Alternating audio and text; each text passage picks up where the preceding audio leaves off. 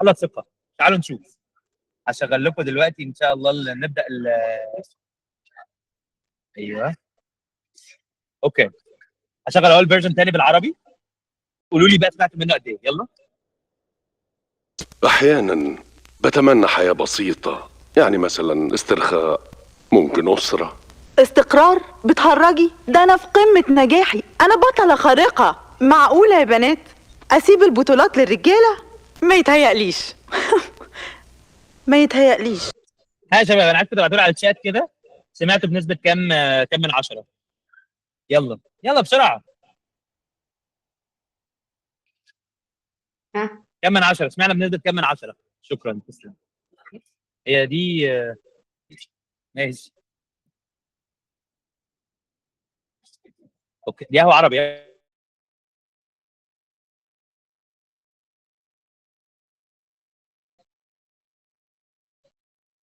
جامد كله سمع ما شاء الله 10 و9.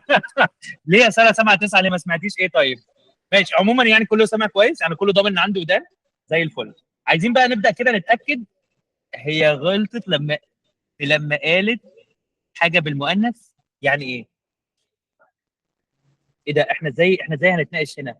اتكلموا في ايه طيب؟ طيب واحده واحده بقى عايزين نسال سؤال تاني. يلا. مين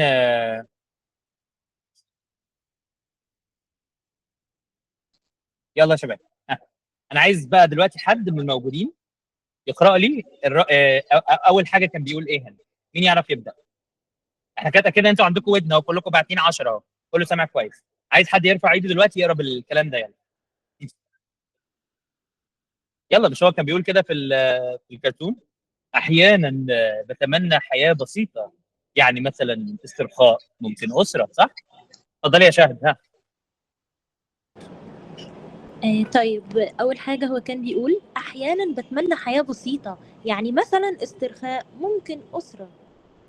برافو يا شاهد، جميل زي الفل. هل كده بقى يا شاهد انت واصله 100% عندك سبيكينج بالعربي، او واصله يعني واصلين للسكيلز اللي احنا بنتكلم عنها قبل ما نبدا اصلا في الانجليش؟ لا ليه بقى؟ انت سامعه كويس. هل قلت زي ما قال؟ هل عبرتي بنفس الانتونيشن بتاعته، بنفس الالقاء بتاعه؟ تيجي نسمع كده هو قالها ازاي. مش عايز قوي. اسمعي مره ثانيه كده.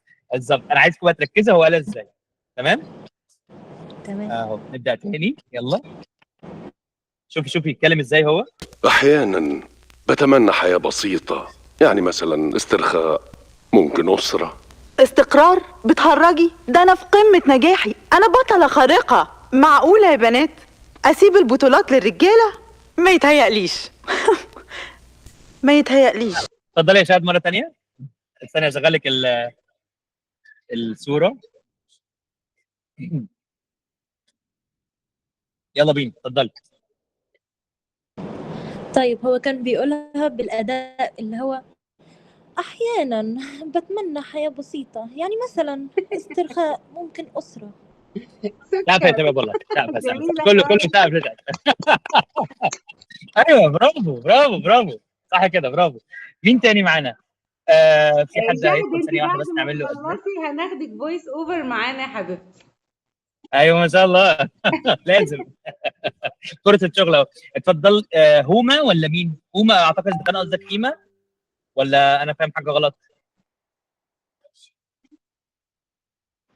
اللي رافع أيوة ايده رحمة هما. اوكي هوما. اوكي سوري ماشي بحسب هيما. ماشي سوري ماي باد. اتفضل. يلا انا عايزك بقى تقولي يا رحمه الجزء الثاني. يلا. استقرار؟ بتهرجي؟ ده أنا في قمة نجاحي، أنا بطلة خارقة. معقولة يا بنات أسيب البطولات للرجالة؟ ما يتهيأليش. ما يتهيأليش. برافو والله برافو حلوه قوي مع اني ما حسيتش ان انت يعني بتتخانقي مع الرجاله زي ما هي كانت بتقول. بس تمام هو بيقول ايه؟ هو ده. طب افتح المايك وقول اللي انت عايز تقوله يا كرولوس عشان انا اسرع يعني. عايز تقول ايه؟ سامعني كده؟ ايوه سامعك يا باشا اتفضل. انا كنت بقول اللي هو يعني العربي اللي هي دي طريقه يعني القاء، يعني هي ممكن تختلف، يعني عباره عن تمثيل بمعنى اصح، يعني تختلف في ايوه طريقه عن عكس الانجليش اللي هو الاكسنت اللي هي طريقه نطق نفس الحروف او الجمل بتاعت ده الانجليش احنا يا زميلي دلوقتي ما بنتكلمش في النطق خالص، ولا بتكلم في النطق ولا في البرونسيشن. انا بتكلم في اول خطوه لازم تكون عندك وانت بتتعلم، هي ان انت تقدر تكسر حاجز الرهبه بينك اولا وبين اللي حواليك. يعني مش اي حد يقدر دلوقتي يقول استقرار بتهرجي، ده انا في قمه نجاحي، انا بطله خارقه. انا عايز ده. لازم تعرف تكسر الرهبه. الناس يا جماعه اللي مكسوفه تتكلم وعامله كده اهو ومحرجه، بتتكلم وهي بتضحك ومش عارفه تمثل ومش عارفه تعمل اداء وكده عشان بلغه ثانيه او كده، ده انت مش في حته مشكلتك الاكسنت او البرونسيشن او ال لا لا لا، احنا في حته ثانيه خالص. احنا مشكلتنا في ان احنا اصلا مش عارفين نكسر حاجز الخوف بيننا وبين ان انا اتكلم قدام الناس. ده اول حاجه. تاني حاجه، مش عارف ابقى يعني اجرب امثل، مش عارف اجرب اقول كلام انا بقراه واصدقه. دول نقطتين مهمتين جدا جدا جدا عشان تبدا التراك بتاع اي لغه. لازم تكون كده. ولو شفت اي انجلش توتر سواء انت تعرفه في مكان او حتى على الانترنت، او حتى اي حد بيحكي في اي مش انجلش توتر بس، اي لانجوج توتر في العموم، اي مدرب لغه، لازم هتلاقيه وهو بيتكلم بيطلع بالاصوات وبيغير في صوته وبيهزر وبيتكلم ويبقى عنده انتونيشن، عنده امبريشنز. فاهم قصدي؟ هي دي اهم حاجه لازم تبقى عندك. لو عندك النقطه دي كويسه، ساعتها نقدر ندخل في اللي بعده. تعالوا نرجع احنا ازاي اتعلمنا واحنا صغيرين. وانت صغير بتتعلم ازاي يا كرولوس؟ انت سامعني؟ انا سامعك. قول لي كده، وانت صغير بدات تتعلم العربي اللي انت بتتكلمه معايا دلوقتي، اتعلمته ازاي؟ ايه الخطوات اللي انت خدتها وانت صغير؟ يعني اللي هو في الاول يعني انت بتتعلم مثلا الحروف، او بعد كده ازاي مش تعرف حقيقه، صح؟ تتكلم. مش حقيقه. اول حاجه وانت صغير عشان تعرف تتكلم وتبقى ليميت كده مع الناس وخالك يحبك ويقعد يقول لك الواد ده ليميت، بيعلمك الحروف عشان تعرف تقول كده. يعني بيجي بابا كرولوس يجي يقول لك كرولوس الف باء باء، دي اول حاجه؟ مستحيل. اول حاجه ايه؟ قول لي اول خطوه انت بتعملها ايه عشان تبدا تتعلم؟ اتعلم اي حاجه عموما قصدك لا، ولا؟ تتعلم اللغه. انت ازاي اتعلمت العربي اللي انت بتتكلمه معايا دلوقتي ده؟ انا اكيد مش هفتكر اكيد يعني، بس انا يا قصدي ما نخلي لو مثلا انت بتبقى الباشمهندسة وفاء هي بتبقى اطفال المبدع قدام. وهتقول لنا طبعا. طيب ماشي، اتفضلي يا باشمهندسه وفاء. ها ايوه، حلوه التقليد دي. ايه بقى؟ بنتعلم بحاجتين، يعني اعتقد واحنا صغيرين بنتعلم بحاجتين: التلقين، وفي نفس الوقت ان احنا يعني التلقين عن طريق المواقف. يعني مثلا عايز تشرب، قول ميه مثلا، فانت بتتعلم دايركت اللي انت عايز تستخدمه في حياتك. ايوه، من وجهه نظر الطفل بيعمل ايه عشان يتعلم؟ من وجهه نظر الطفل بيسمع اللي انت بتقوليه وبيقلده، صح؟ ما انا بقول لك بيتلقن وبيقلد اللي بيسمعه. جميل. يعني الطفل يتعلم يا باشمهندسه وفاء يسمع بس؟ حضرتك تفضلي تتكلمي وهو بيسمع بس؟ لا، هو بيسمع وبيقلد. يعني مثلا حلوه قوي، بيقلد دي بالظبط. ما انا بقول لحضرتك بيتلقن ويروح يقول زيك، قول ميه عشان اجيب لك، قول يعني ده اللي احنا كنا بنعمله واحنا صغيرين. صح. وغير التلقين، حتى من غير ما يتلقن هو بيسمع اللي بيتقال. لما بيكبر شويه مثلا بيسمع كلمه جديده مثلا وبيروح يقولها. عشان كده ما بنقولش كلام وحش قدام الاطفال عشان ما يحفظهاش ويقولها وهو مش فاهم معناها، فيفضل يقولها غلط غلط غلط. مش كده ولا لا؟ صح. طيب حلو قوي. يبقى دي اول حاجه بتحصل، ان انا بسمع. تاني حاجه ان انا بقلد اللي بسمعه. تمام؟ احنا بناخد نفس الاستراتيجي اللي احنا اتعلمنا بيها اللغه بتاعتنا عشان نتعلم بيها لغه ثانيه. يبقى انا ما ينفعش اتعلم من غير ما اسمع. ما ينفعش مثلا اجي اقول ايه، انا قدامي والله كلمات يا جماعه انا عايز اقعد احفظها، او جمل عايز اقعد احفظها. لا، انا لازم اسمع. وان انا اسمع، في ناس بتغلط غلطه بشعه جدا انا غلطتها في الاول وضيعت مني وقت كتير ومجهود كتير في الاول. والله انا هسمع واشوف فيديوهات عمر هنا على النت، واشوف فيديوهات ابراهيم عادل، واشوف فيديوهات مش عارف مين، واشوف فيديوهات كذا كذا، ومش هفتح بقي. انا هسمع بس. احنا ما اتعلمناش كده اهو. دليل اهو، بالنسبه لنا احنا ما اتعلمناش كده. لازم اقلد. هنا بقى برضه بتبقى في مشكله. لما الطفل بيجي يقلد يا باشمهندسه وفاء، هل بيقلد يعني هل بيتكلم وهو مكسوف كده؟ انا عايز ميه وهو محرج كده؟ لا، قولي كده. اتفضلي. لا طبعا بيكون منطلق وبيقولها بطريقته، حتى لو ناقصه حروف، حتى لو ناقصه اكسنت، حتى يعني لو لازم انطلق حتى لو انا غلطان، صح ولا لا؟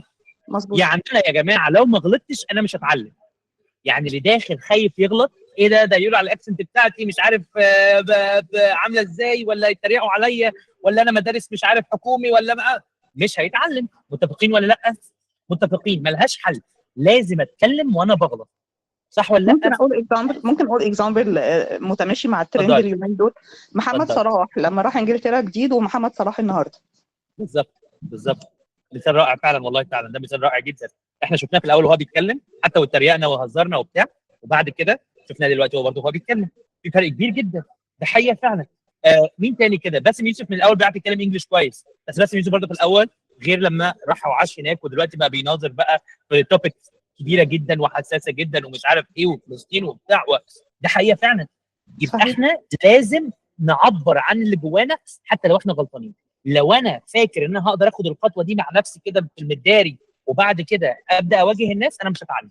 لو انا فاكر الناس مش تريقوا عليا انا غلطان، لا ممكن عادي الناس تريق عليك، بس انت لو ما خدتش الخطوه دي انت مش هتتعلم. ده جزء من الرحله، جزء من الرحله، التغلب على الرهاب الاجتماعي او الخوف بتاعك من الكلام. وده السبب اللي احنا بادئين بيه السيشن بتاعتنا بسين بالعربي. احنا عاوزين نوصل ان الليسننج والسبيكنج بتاعنا يبقى من 0 ل 100 او من 5 ل 100 او من 20 ل 100، وكل واحد على حسب مستواه. هوصل لده ازاي؟ ابدا بالسين العربي. سمعته دلوقتي، لو انا قادر اقوله وانا مش محرج او مكسوف، وقادر امثل زيه، وقادر اغير التون بتاع صوتي وكده، ساعتها يا باشا انا اضمن نوعا ما ان انت تقدر تدخل بالانجلش بنفس المايند سيت دي، بنفس الثقه دي، وتغلط وتبقى عارف انك هتغلط وتبدا تتعلم. تمام. ناخد بقى اخر حد معانا كده، عايز حد معانا كده واحد واحد، يعني ناخد مثلا كرولوس في العربي. يلا يا كرولوس، انا عايزك كده، انت متجوز يا كرولوس؟ نعم. متجوز؟ هتجوز ولا ايه؟ لا يا طب لسه انا عايزك شاب يعني. تحس بقى، لسه ايه بتقول؟ لسه ايه؟ بقول لك لسه يعني شاب يعني لسه لسه ما شاب. وصلناش. قصدك ان بلدنا بنتجوز عواجيز، صح؟ اه والله معاك حق والله. عامة انا عارف ان مش قصدك الاسقاط ده، بس انا قصدته يعني. اطردوني من الجروب حالا، اطردوني من الجروب حالا. المهم، هذا تلميح لا اقبله. لا ده مش فويس اوفر، ده كورس انجلش، بس احنا بنتعلم في حاجه كده يعني. كده بس. اوكي. اهلا بيك اهلا بيك يا زكريا، مفيش مشكله. سوري سوري سوري. طيب بلس، يلا يا كده كرولوس يعني ده ينفع اللي لسه. بيحصل ده؟ لمينا عليك نعمل ايه الكابل. طيب؟ يلا يا كرولوس بقى، انا عايزك دلوقتي تعمل ايه؟ عايزك تقرا اللي انت سمعته وحسه بقى. يلا. احيانا اوكي. كده. احيانا بتمنى حياة بسيطة، يعني مثلا استرخاء، ممكن أسرة. ايوه كده كرولوس، برافو عليك، انا كده صدقتك، صح صح صح. برافو. ايوه انا عايزك تبقى زعلان كده، مش عايز الناس تقرا احيانا بتمنى حياه بسيطه يعني ايوه بالظبط، حلو قوي. برافو. يلا عايزين بقى بنت تانية تقول الاستقرار. الراجل مين يرفع ايده؟ يلا.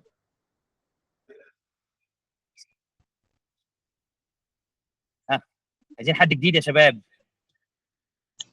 حد جديد. مين يرفع ايده؟ الايدين شكلها تحت اهو، شكل الكف تحت. هنفضل واقفين يعني لحد ما حد كمان يرفع ايده؟ خلاص خليك واقفين، انا فاكرني فارق معايا. يلا يا مريم. استقرار؟ بتهرجي، ده أنا في قمة نجاحي، أنا بطلة خارقة، معقولة يا بنات أسيب البطولات دي لرجالة؟ ما يتهيأليش ما يتهيأليش. ماشي برافو، حلو حلو.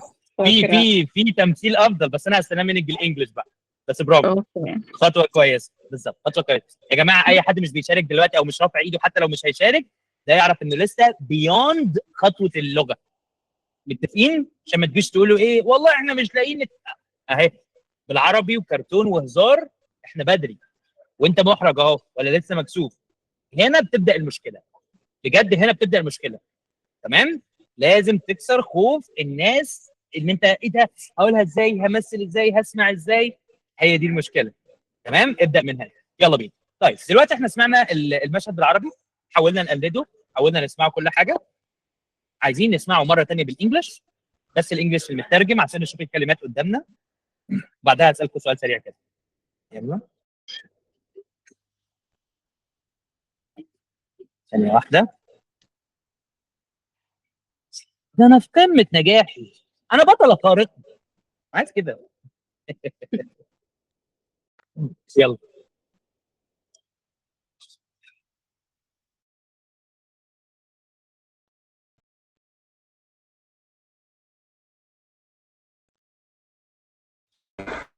Down, are you kidding? I'm in there with the big dogs. Girls, come on. Leave the saving of the world to the men? I don't think so. I don't think so. حلو قوي. دلوقتي انا عايز اسال سؤال سريع، ايه مميز للسين ده؟ يعني لما باجي اختار او باجي خلاص اقرر قرار انا عايز اتعلم انجلش عن طريق مشهد او افلام او فيديوز او كده، ايه المميز للسين ده؟ يلا كريتيريا ومعايير لاختيار المشاهد اللي بتفرج منها. يلا السين ده يا جماعه مميز فيه ايه؟ يلا ارفع ايدك وقول كده، يلا الناس تشارك معانا، الناس ما شاركتش مش هنجاوب. يلا طب افتحي الصوت يا ايه وقولي لي يلا.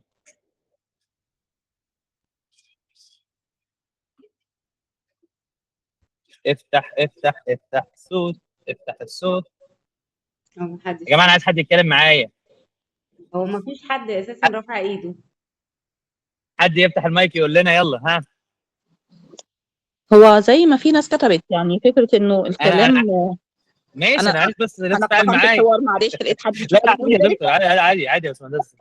ماشي اتفضلي يا رحمه. ها هي بس الموضوع انها مكتوب كابشنز من تحت، فانا شايفه اللي بيتقال وانس انا كمان سامعاه في نفس الوقت. هو بس مش مجرد ان هو تكست بس انا بسمعه او بقراه، لا دي ايه مميز في المشهد ده ازاي؟ يعني المشهد ده ايه؟ يعني تفتكري ايه حاجات فيه مختلفه قوي؟ مختلف عشان هي راجل وست، طريقة إلقاء ده غير ده، طريقة تعبير ده غير ده. يعني حتى كبداية أصلا سهلة قوي إن حد ممكن يأكت بيها، لا يعني براكتس بالنسبة لي لذيذ إن أنا ممكن أبدأ بيه كابشن ماشي يبقى حلو تمام. في حاجه تانية مميزه للسين ده؟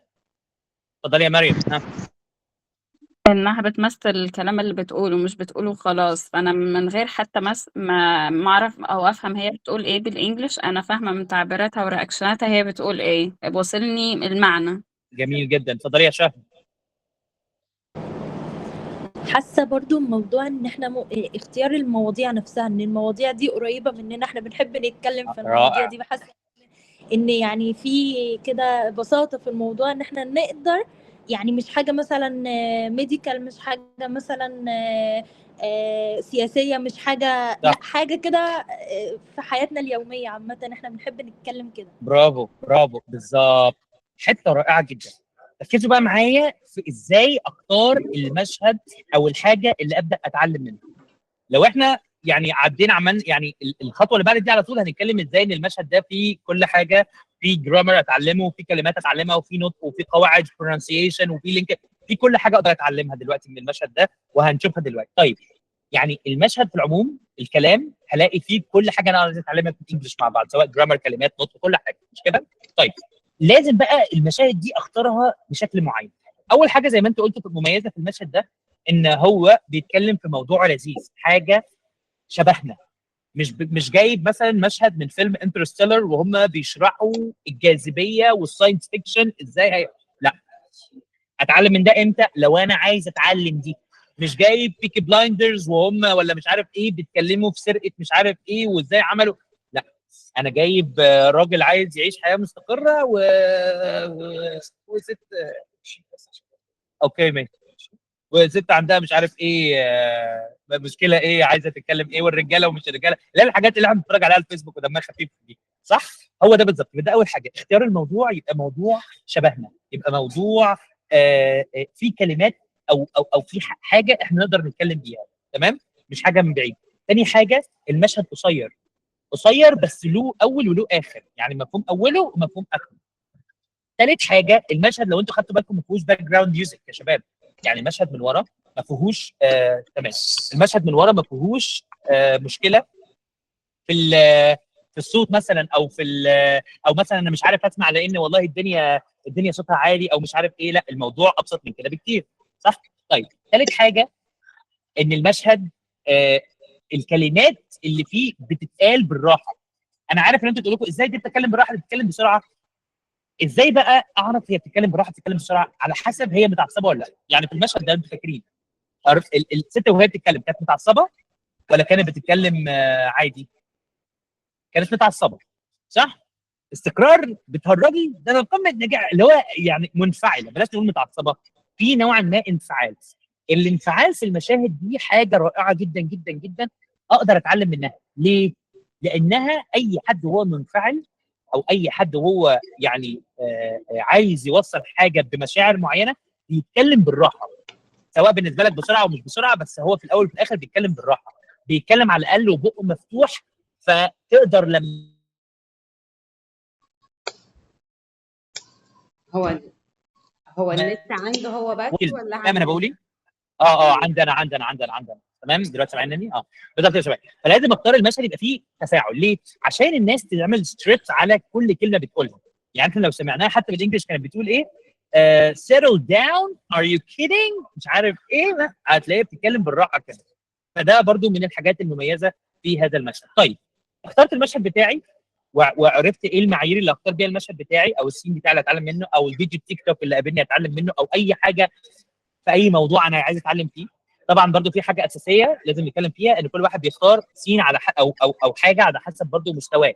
هو عارف مستواه تقريبا هنا ولا هنا، هو عارف التوبيك ده مناسب بالنسبه له ولا توبيك ادفانس قوي، كلمات ادفانس قوي. خلاص اخترت شكل التوبيك بتاعي.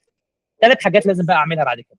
اول حاجه السين يبقى قدامي ما فيهوش سبتايتلز خالص، لا انجليزي ولا عربي. هقطعك بس عشان ما نعديش الحته دي، انا عاوزه اسالك علشان برضو ايه اتفضل. ممكن النقطه دي يكون اتفضل. في ناس كتير بتسال فيها. انت طبعا بتتكلم على الناس اللي بتتعامل على السيلف ستادي ولا الناس اللي في جايد حد بيوجهها؟ الاثنين.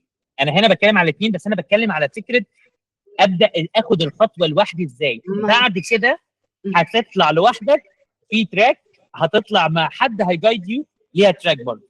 طيب فاهم هو قصدي بتكلم في ايه؟ في نقطه انت قلتها دلوقتي انك انت هتعرف مستواك. طب اللي ما يقدرش يحدد مستواه هيعمل ايه؟ ايوه بالظبط ماشي. ما هو اللي ما يقدرش يحدد مستواه في الاول خالص هو لازم في الاول يعني لازم في الاول بيبقى عنده حد مكان. احنا مثلا شخصيا احنا في الاول خالص قبل ما نبدا اي حاجه احنا بنعمل حاجه اسمها بليسمنت تيست عشان تقدر تحدد مستواك، تعرف انت والله واصل لحد فين، اللغه بتاعتك واصل لحد فين، عشان نقدر من بعدها نقيم ليك حتى الحاجات اللي انت تذاكر منها. فاهم قصدي؟ فدي اول خطوه، ابقى عارف مستوايا عشان على اساس معرفتي بمستوايا اقدر اختار السين المناسب بالنسبه لي. بس في ناس برضو تبقى عارفه نوعا ما مستواها، بتبقى عارفه والله لا ده مناسب بالنسبه لي او لا. ودول الناس اللي هم مش بيجنر خالص برضو، يعني مش اللي هو بادئ من تحت الصفر يعني. فاهم قصدي؟ فزي ما احنا كنا بنتكلم احنا بقى بنبدا من الخطوه دي. خلاص انا اخترت السين بالنسبه لي، اخترت السين بتاعي المناسب بالنسبه لي، اخترت واخترت المعايير بتاعته. اول حاجه السين ده بالنسبه لي يكون مش مترجم، ملوش اي سبتايتلز خالص. تاني حاجه السين ده اجيبه مترجم بالانجلش، يعني السبتايتلز بتاعت الانجلش بتاعته موجوده. ثالث حاجه افرض انا متعلم من حاجه ما فيهاش دوبلاج عربي، هجيب دوبلاج عربي منين؟ يبقى لو انا مش عندي دوبلاج عربي يبقى فاهم السياق بتاع القصه او السياق بتاع الحاجه اللي انا بتفرج عليها، ابقى فاهم تقريبا هم بيتكلموا في ايه او عن ايه او كده. الثلاث حاجات دي موجوده مع الكريتيريا بتاعت السين ده، ساعتها بقى فعلا ابدا اخد المشهد ده واحده واحده وابدا اتعلم. طيب الانجليش بتاعي او انا لما باجي اتفرج على السين ايه اهم حاجه لازم اعملها او بتعلم ازاي؟ بعمل حاجه اسمها بريك داون. بريك داون يعني ايه؟ هعمل لكم شير سكرين، بس هعمل بقى شير انتاير سكرين عشان نقدر ايه نشوف كل كده مع بعض ان شاء الله. اوكي كده كله تقريبا شايف كل حاجه. اول حاجه بعملها بعمل ايه؟ بعمل حاجه اسمها بريك داون. بريك داون يعني بجيب السين بتاعي وبقسمه لثلاث حاجات، لكلمات، لجرامر، لنطق. كلمات، جرامر، نطق. هقدر من السين بتاعي اتعلم كلمات جديده، جرامر جديد، ونطق. طيب ازاي؟ اول حاجه همسك الكلمات مثلا وهعمل ايه؟ ثانيه واحده. امسك الكلمات بتاعتي واقسمها لثلاث حاجات. ثلاث حاجات هم ايه؟ vocabulary phrases fillers. vocabulary يعني ايه يا شباب؟ يعني كلمه جديده قابلتها، وليكن مثلا الكلمه المكتوبه تحت دي ابل، انا ما اعرفش يعني ايه تفاحه، ابل اهو لقيت كلمه جديده، اتعلمت كلمه جديده. حلو. phrases تفتكروا الصوره دي بتعبر عن ايه؟ حد يعرف يتوقع كده؟ phrase بالعربي جمله ان هي عبارات اكبر واكتر من الكلمه ولا ايه؟ مثل، مش مثل، يعني هي زي مصطلح كده بنقوله. يعني المصطلح ده بيقول ايه؟ بالعربي بنقول راسه ايه؟ راسه قد ايه؟ سمسمة. ايوه بالظبط، راسه قد السمسم. طيب تخيلي كده، انا واحد بيتعلم، واحد بريطاني مثلا ولا بلجيكي ولا اي حد، وبيجي يتعلم اللغه العربيه، بيتعلم عربي يعني. تمام، خلاص الراجل اتعلم عربي وعارف يعني ايه رقص وعارف يعني ايه السمسم والمش عارف ايه وعارف كل حاجه، وجينا قلنا له راسه قد السمسمه، هيفهم ايه؟ هيفهم ايه؟ مش هياخد ان هي مثل، هو الامثال بتحفظ ايوه حفظ. صح. بالظبط، بتبقى على بعضها، يعني فريز على بعضها، كلمتين، كلمه ليها معنى وكلمه ليها معنى، ولكن على بعضهم بيدوا، شكرا جدا، بيدوا معنى معين. زي مثلا ايوه هيفهمها بالمعنى الحرفي. زي مثلا ممكن اقول لك ايه مثلا، ايه اكثر حاجه الرجاله شاطرين فيها؟ يقول لك ايه؟ بيعملوا ايه؟ بيقلبوا ايه؟ بيقلبوا الترابيزة. الترابيزه. ايوه صح، ايوه برافو عليك، ايوه صح. هو بيقلبوا الترابيزه صح. طب تخيل انا برضو جاي واحد اجنبي كده اتعلم كده، اقول له إيه انت بتقلب الترابيزه ليه؟ اه مش فاهم. which table؟ صح؟ قالب ايه الترابيزه اللي انت قصدك بتقلب الترابيزه؟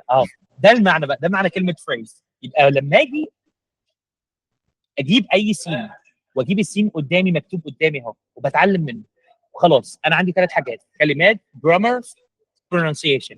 انا عملت سويتش اوف لزرار الجرامر وعملت سويتش اوف لزرار البرونسيشن. تمام؟ يعني خلاص انا دلوقتي في السين انا مش هفكر لا في جرامر ولا في نطق، انا هفكر بس في كلمات. يلا، كلمات عندي متقسمه 3 حاجات. كلمات، ابدا ابص في السين لكلمات لوحدها ليها معاني معينه. الكلمه دي جديده، الكلمه دي جديده. بعد كده مش بقى ابص على الكلمه بس، ابص على الجمله على بعضها. طب الجمله دي على بعضها ممكن تديني على بعضها معنى معين استخدمه ولا لا؟ مش معنى بيتاخد بشكل حرفي، مش لازم يكون برضو proverb اللي هو مثل، ممكن يبقى expression او idiom او مصطلح على بعض كده بيديني معنى، او كلمات معينه بتتقال. فاهمين قصدي؟ طيب phrases. طيب ثالث حاجه في الكلمات ممكن اقابلها ايه؟ fillers. حد عارف يعني ايه fillers؟ مين يشارك معايا؟ fillers يعني ايه؟ زي يعني ايه ميمز filler؟ كوميك كده يعني، صح؟ لا دي مش معنى كلمه fillers. fillers يعني حد يقول، حد يتوقع؟ طيب متشابهات. لا مش متشابهات برضه. هي حشو fillers. يعني. ايوه صح، ايوه يا باشمهندسه وفاء، صح كده، هي حشو، صح كده، برافو. حاجة كده بيوزن بيها الجملة يعني، أو كلمات معتمدة أو ايوه حاجة زي كده. ايوه دي معنى كلمه فيلر. دي حاجه اوكي.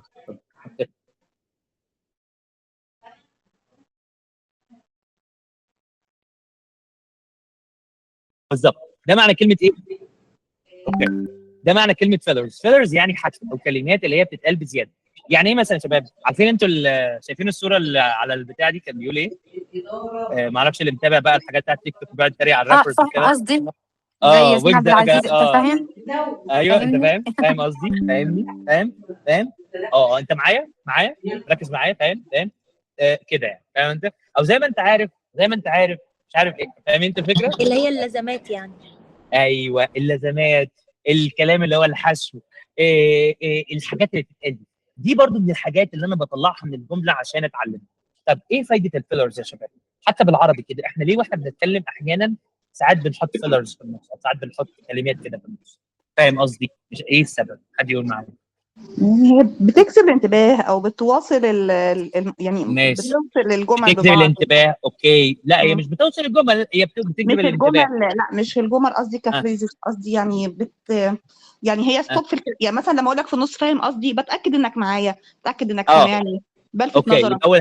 يبقى اول حاجه بجذب الانتباه. طيب ايه تاني مهم برضو في هي حاجة الفيلرز بتبقى في الثقافة يعني، بتبقى مش ماشي، في فيلرز لكل لغه، ما بتكلمش على كده، انا بتكلم بقى في فايدتها ايه؟ بتخلي المحادثه طبيعيه اكتر. اوكي، فريندلي بتخلي أكتر المحادثه ممكن. طبيعيه اكتر.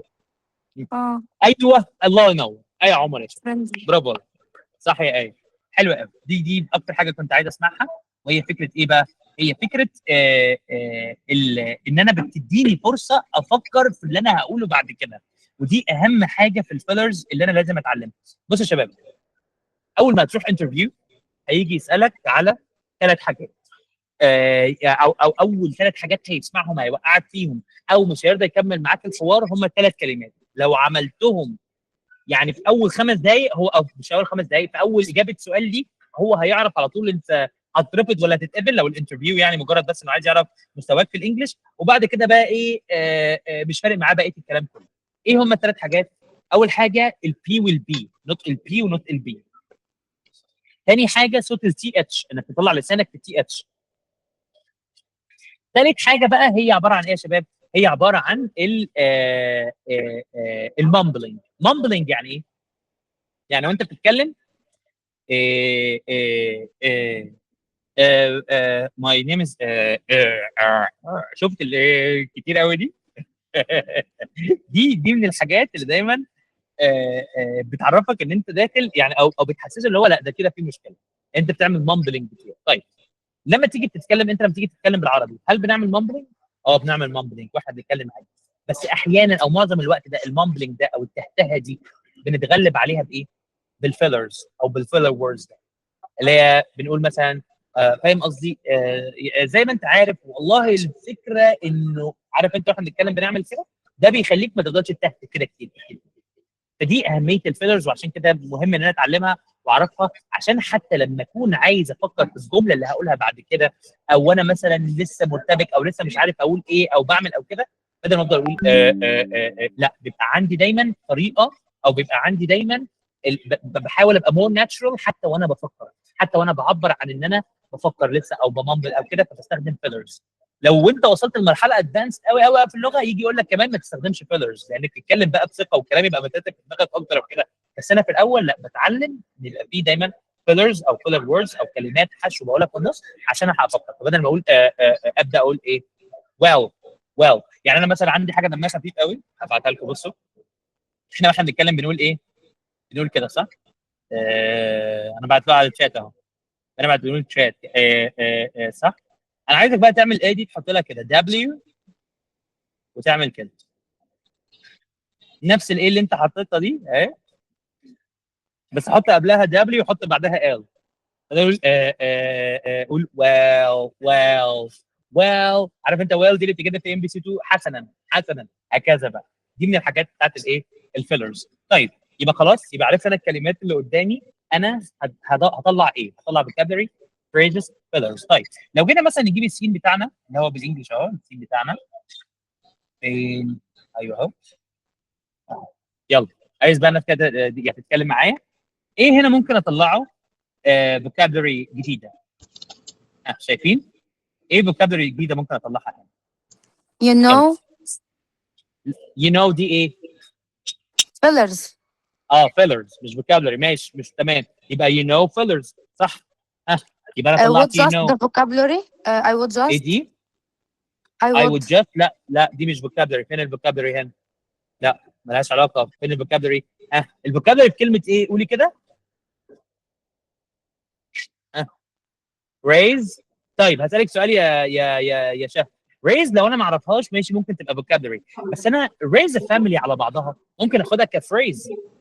يعني وانا طبيعي وانا بتكلم كده مثلا، يعني فكر كده انت ايه هدفك في الحياه؟ والله نفسي يبقى عندي عيله او اكون اسره او كده. هل احنا بنقول raise a family؟ لو انا سمعت حد بيقول raise a family yes I would understand، بصراحه هفهم ان هو عايز يعمل كده، لكن انا بقول كده لا، يبقى انا بتعلم كلمه raise a family على بعضها، يبقى انا كده بقيت ايه؟ بتعلم phrase. ده اللي احنا بنقول عليه ان انا ساعات بتعلم كلمه لوحدها، كلمات اللي هو الكلمه لوحدها، وساعات بتعلم كلمه as a phrase، يعني باخد raise مع family بتعلمهم على بعضها، وساعات بتعلم fillers. طيب فاحنا لو هنا جينا قلنا برضو vocabulary. طيب بصوا تحت يا شباب، ايه كلمه جديده ممكن اتعلمها هنا تحت؟ حد يقول كده. ممكن كلمة في أول سطر دي اللي هي بعد are you. لا في الصفحة التانية. كلمه أول kidding سطر يعني. kidding. Are you kidding? ايوه are you kidding. بس دي في رايك يا كرولوس، انت كرولوس ولا مين معايا؟ مش شايف. كرولوس. دي رايك دي تتعلم kidding لوحدها ولا نتعلمها as a phrase احسن؟ are you kidding يعني ايه؟ هل تمزح معي أو بتهزر معي؟ انت بتهزر زي ما قالت تلاقي بتهزري بالظبط، يبقى انا اتعلم are you kidding Are you على kidding with بعضها. me؟ اي مش with me بقى، هي شوف قالت are you kidding اهو، مش لازم اقول are you kidding with me، لا هي are you kidding. تمام. are you kidding with me ترجمه حرفيه اكتر، لكن هو الطبيعي are you kidding انت بتهزر، اللي هو زي seriously really are you kidding كده. فاهم انت الفكره؟ بتهزر. طيب ايه تاني يا شباب ممكن نتعلمه برضه؟ عايزين phrase على بعضها، ممكن اتعلم ايه هنا phrase على بعض؟ top of my family. لا انت قصدك top of my. قولي كده تاني يا شيخ. top of my مش family. لا top of ايه؟ top of my top of my game. game. Yeah exactly top of my game. يعني ايه top of my game؟ I'm at the top of my game. ايوه top لعبتي of my game. I'm at the top of my game. لا هي مش فاكرينها قالتها ازاي بالعربي؟ ما قالتش دي لعبتي. حد فاكر الدوبلاج كانت قالتها ازاي؟ انا في انا في قمة قمة نجاحي او في قمة ايوه عايز صح. ايوه ده انا في قمه نجاحي صح كده. I'm at the top of my game. يعني انا في قمه نجاحي. انا دي اعلى حاجه ممكن اوصل لها. المنطقه بتاعتي الحته بتاعتي صح. يبقى انا مثلا تعالى كده انا عايزك تتخيل قبل ما تعرف حياتك قبل at the top of my game وحياتك بعد at the top of my game هتبقى عامله ازاي. انت دلوقتي عايز تقول والله لا ده انا قوي جدا في الحته دي. انا متفوق جدا في الحته دي صح. هتقولها ازاي؟ I am the most successful person in my school صح؟ طيب ده الترجمه الحرفيه. طيب انا بقى دخلت مشهد زي ده وشفت كلمه I'm at the top of my game اتعلمتها as a phrase على بعضها. I'm at the top of my game خلاص done. فهمت الفكره؟ I'm at the top of my game حطيتها في اي حاجه. فهمت الفكره بتعلم ازاي؟ طيب ايه تاني يا شباب vocabulary ممكن نطلعها هنا؟ big dogs دي تبقى ايه يا شاهد فراي؟ big dogs دي تبقى ايه؟ vocabulary ولا fillers ولا phrases؟ حد يجاوب معايا. big dogs هنا يا شباب تبقى ايه؟ phrases. لا مش phrase. لا هي dog لوحدها هنا ليها معنى تاني اصلا. هي vocabulary. هي كلمه لوحدها عادي. كلمه dog لوحدها عادي vocabulary. هي مش phrase على بعضها. phrase زي top of my game. I'm at the top of my game دي phrase على بعضها زي are you kidding. لكن كلمه dogs هنا الكلمه هنا مش بالمعنى اللي احنا عارفينه بتاع كلب. انت مش عارف dogs هنا معناها ايه يا شباب؟ حد عارف؟ الوحوش او الناجحين اللي في المجال او كده. يعني وحوش المجال كبار. وحوش المنطقه ايوه كده. المجال ايوه صح كده. ايوه صح برافو عليك. ايوه بالظبط كده. انا شفت كده. مش انتوا بتقولوا عارفين شارك تانكس؟ مش بيقولوا هي شاركس اللي بيبقوا دايما في الاقتصاد بيبقوا شاركس صح؟ اللي هو حيتان في الاقتصاد حيتان في البيزنس اللي حوت مش كده؟ ده شارك تمام. لكن لما تكون بقى روش او الموضوع له علاقه بالقوه او البادي بيلدينج او كده بتبقى ايه؟ دوج. فاهم قصدي؟ طب هي كده بوكاب. ايوه بوكاب لانها كلمه جديده. مش عارف انت فاهم بوكاب ده زي كلمه ابل مثلا. انا ما اعرفش يعني ايه تفاحه فتعلمت يعني ايه تفاحه. هي برضو كلمه دوجز كده. هي مش محتاجه تبقى في فريز عشان تديها معنى. هي لوحدها معناها مختلف. فانت اتعلمت كلمه دوج بس اتعلمت كلمه دوج بمعنى ثاني غير كلمه كلب صح؟ اللي هو بمعنى حاجه حلوه كمان مش حاجه. يعني الكلب دي شتيمه. انما هنا هي حاجه حلوه. كلمه دوج يعني ايه؟ يعني الوحوش يعني تمام. فكده بتقول ايه I'm right up there with the big dogs. ايوه ليها معنيين صح. يعني انتوا عارفين مثلا لو انتوا مثلا ايه كلمه دوج دي اللي بيلعب GTA لو في شباب معانا هنا او لو سمعني برضو شوف كلمه لعبه GTA دايما يقول لك ايه هاي دوج ويكتب لك كلمه دوج كده حتى عشان يفرق بينها وبين الكلب عشان ما يبانش ان هو بيشتمه. دوجز ايه كده دي حاجه حلوه كده يجيب لك اول حرف. يعني مثلا كرولوس مثلا ممكن اخد اول حرف من اسمه كي. طبعا تمشي مع الرجاله اكتر يعني كي ولا احط بعدها كلمه دوج وتبقى كده انا يعني بدلعه او بديله نيك نيم كي دوج. كي اللي هو كرولوس خدت منه الكي وبعدين دوج. دي برضو مصطلح كده بيستخدم كتير في الافلام وكده. تلاقي حد اسمه تاد يقول لك تي دوج مثلا. فهمت الفكره؟ ازيك يا وحش. ايوه ازيك يا وحش. بالظبط نفس المعنى ده بالظبط. دي كلمه جديده اهو. ايه تاني يا شباب ممكن اتعلمه هنا من الفريزز؟ في فريز مهمه جدا هنا برضو ما حدش قال عليها. فريز على بعضها ممكن اتعلمها. settle down. لا settle down دي vocabulary. دي كلمه. هي انت فاكره ترجمتها ايه بالعربي؟ كانت بتقول له ايه؟ فاكره قالت لها ايه بالعربي؟ واحنا بنتفرج على المشهد بالعربي قالت لها ايه؟ قالت لها ايه؟ بتهزري؟ اهدي او يعني ممكن leave the saving of the world to the man. لا استنوا بس. settle down ايوه صح. ايوه برافو. ايوه settle down يعني ايه؟ يعني استقرار صح كده. استقرار. بتهزري ايوه settle down. طيب settle down دي هي ليه تتعامل يا جماعه vocabulary مش معناه ان هي كلمه واحده. vocabulary يعني مش لازم تكون كلمه واحده. ممكن كلمتين بس بيدوا كلمه واحده. يعني settle down على بعضها معناها يستقر. لا لكن phrase مش لازم تكون اكتر من كلمه. phrase يعني جمله كامله على بعضها زي I'm at the top of my game. دي كده اسمها phrase يعني جمله على بعضها كامله. فاهمين قصدي؟ فسيتل داون دي vocabulary، دي بمعنى كلمه استقرار عادي. فاهمين؟ هي زي بالظبط سيت داون. سيت داون يعني اجلس، دي هعتبرها كلمه ولا هعتبرها جمله؟ لا هعتبرها كلمه. زي ستاند اب كلمه ولا جمله؟ لا كلمه. انت فهمت الفكره بين الفريز وبين الفوكابلري؟ بس يعني طيب في برضه يا جماعه فريز مهمه، يعني جمله على بعضها مهمه جدا ممكن تستخدم هنا. حد يقول لي عليه دي I باينه don't think في السنة so. I don't think so. ماشي، دي جمله تمشي كل حاجه، بس هي سهله فانا ممكن ما اطلعهاش اتعلم منها. في جمله سهله جدا برضه، مين يقول؟ come on دي كلمه، زي برضه come on، زي settle down. معناها ايه come on؟ قولي كده معناها ايه؟ يلا، او يعني فاكره قالت لها ايه بالعربي؟ لا. ايه يا بنات؟ كانت بتقول لها ايه يا بنات؟ لا، معقوله يا بنات؟ انا دخلت بعد معقوله؟ المشهد فانا بحاول اخمن. alright اوكي. كانت بتقول معقوله. معقوله يا بنات اسيب البطولات للرجاله؟ صح ده girls come on يا جدع بالله عليك بتهزر كده يعني. في برضه يا جماعه فريز اللي انا عايز تقولوها اللي هي I'm right up there. ايوه صح يا روان، برافو صح كده. I'm right up there معناها ايه؟ معناها ايه؟ لو انا هنا اهو، انا خلاص وصلت هنا، يعني انا اوريدي هناك. عارف لما بقول انا اوريدي هناك بتقول لك ايه؟ I'm right up there. هي على بعضها كده جمله، مش هاجي اتعلم انا كلمه right لوحدها. يمين صح؟ لا I'm right up there على بعضها اللي هو انا اوريدي هناك. فاهم قصدي؟ اللي هو انت فين مش موجود ليه؟ مش يا ابني انا اوريدي هناك اصلا. I'm right up there صح؟ I'm right up there with a big dog صح؟ انا بس فده يا جماعه اللي احنا عايزين نتكلم فيه، اللي هو خلاص طلعت كل كلمه لوحدها. عرفت الفيلرز ايه اللي بتعلمهم اللي انا بحطهم في وسط الكلام، عرفت فريزز على بعضها ايه، عرفت الفوكابلري ايه. اقسم بالله يعني جامد قوي صح. عشان كده احنا الشغل بتاعنا كله معتمد على السينز وعلى الفيجوالز وعلى الكلمات الحقيقيه، لان هو ده بجد هي دي اللانجوج الحقيقيه، دي اللي انا فعلا بسمعه، ده فعلا اللي اقدر اتعلم منه.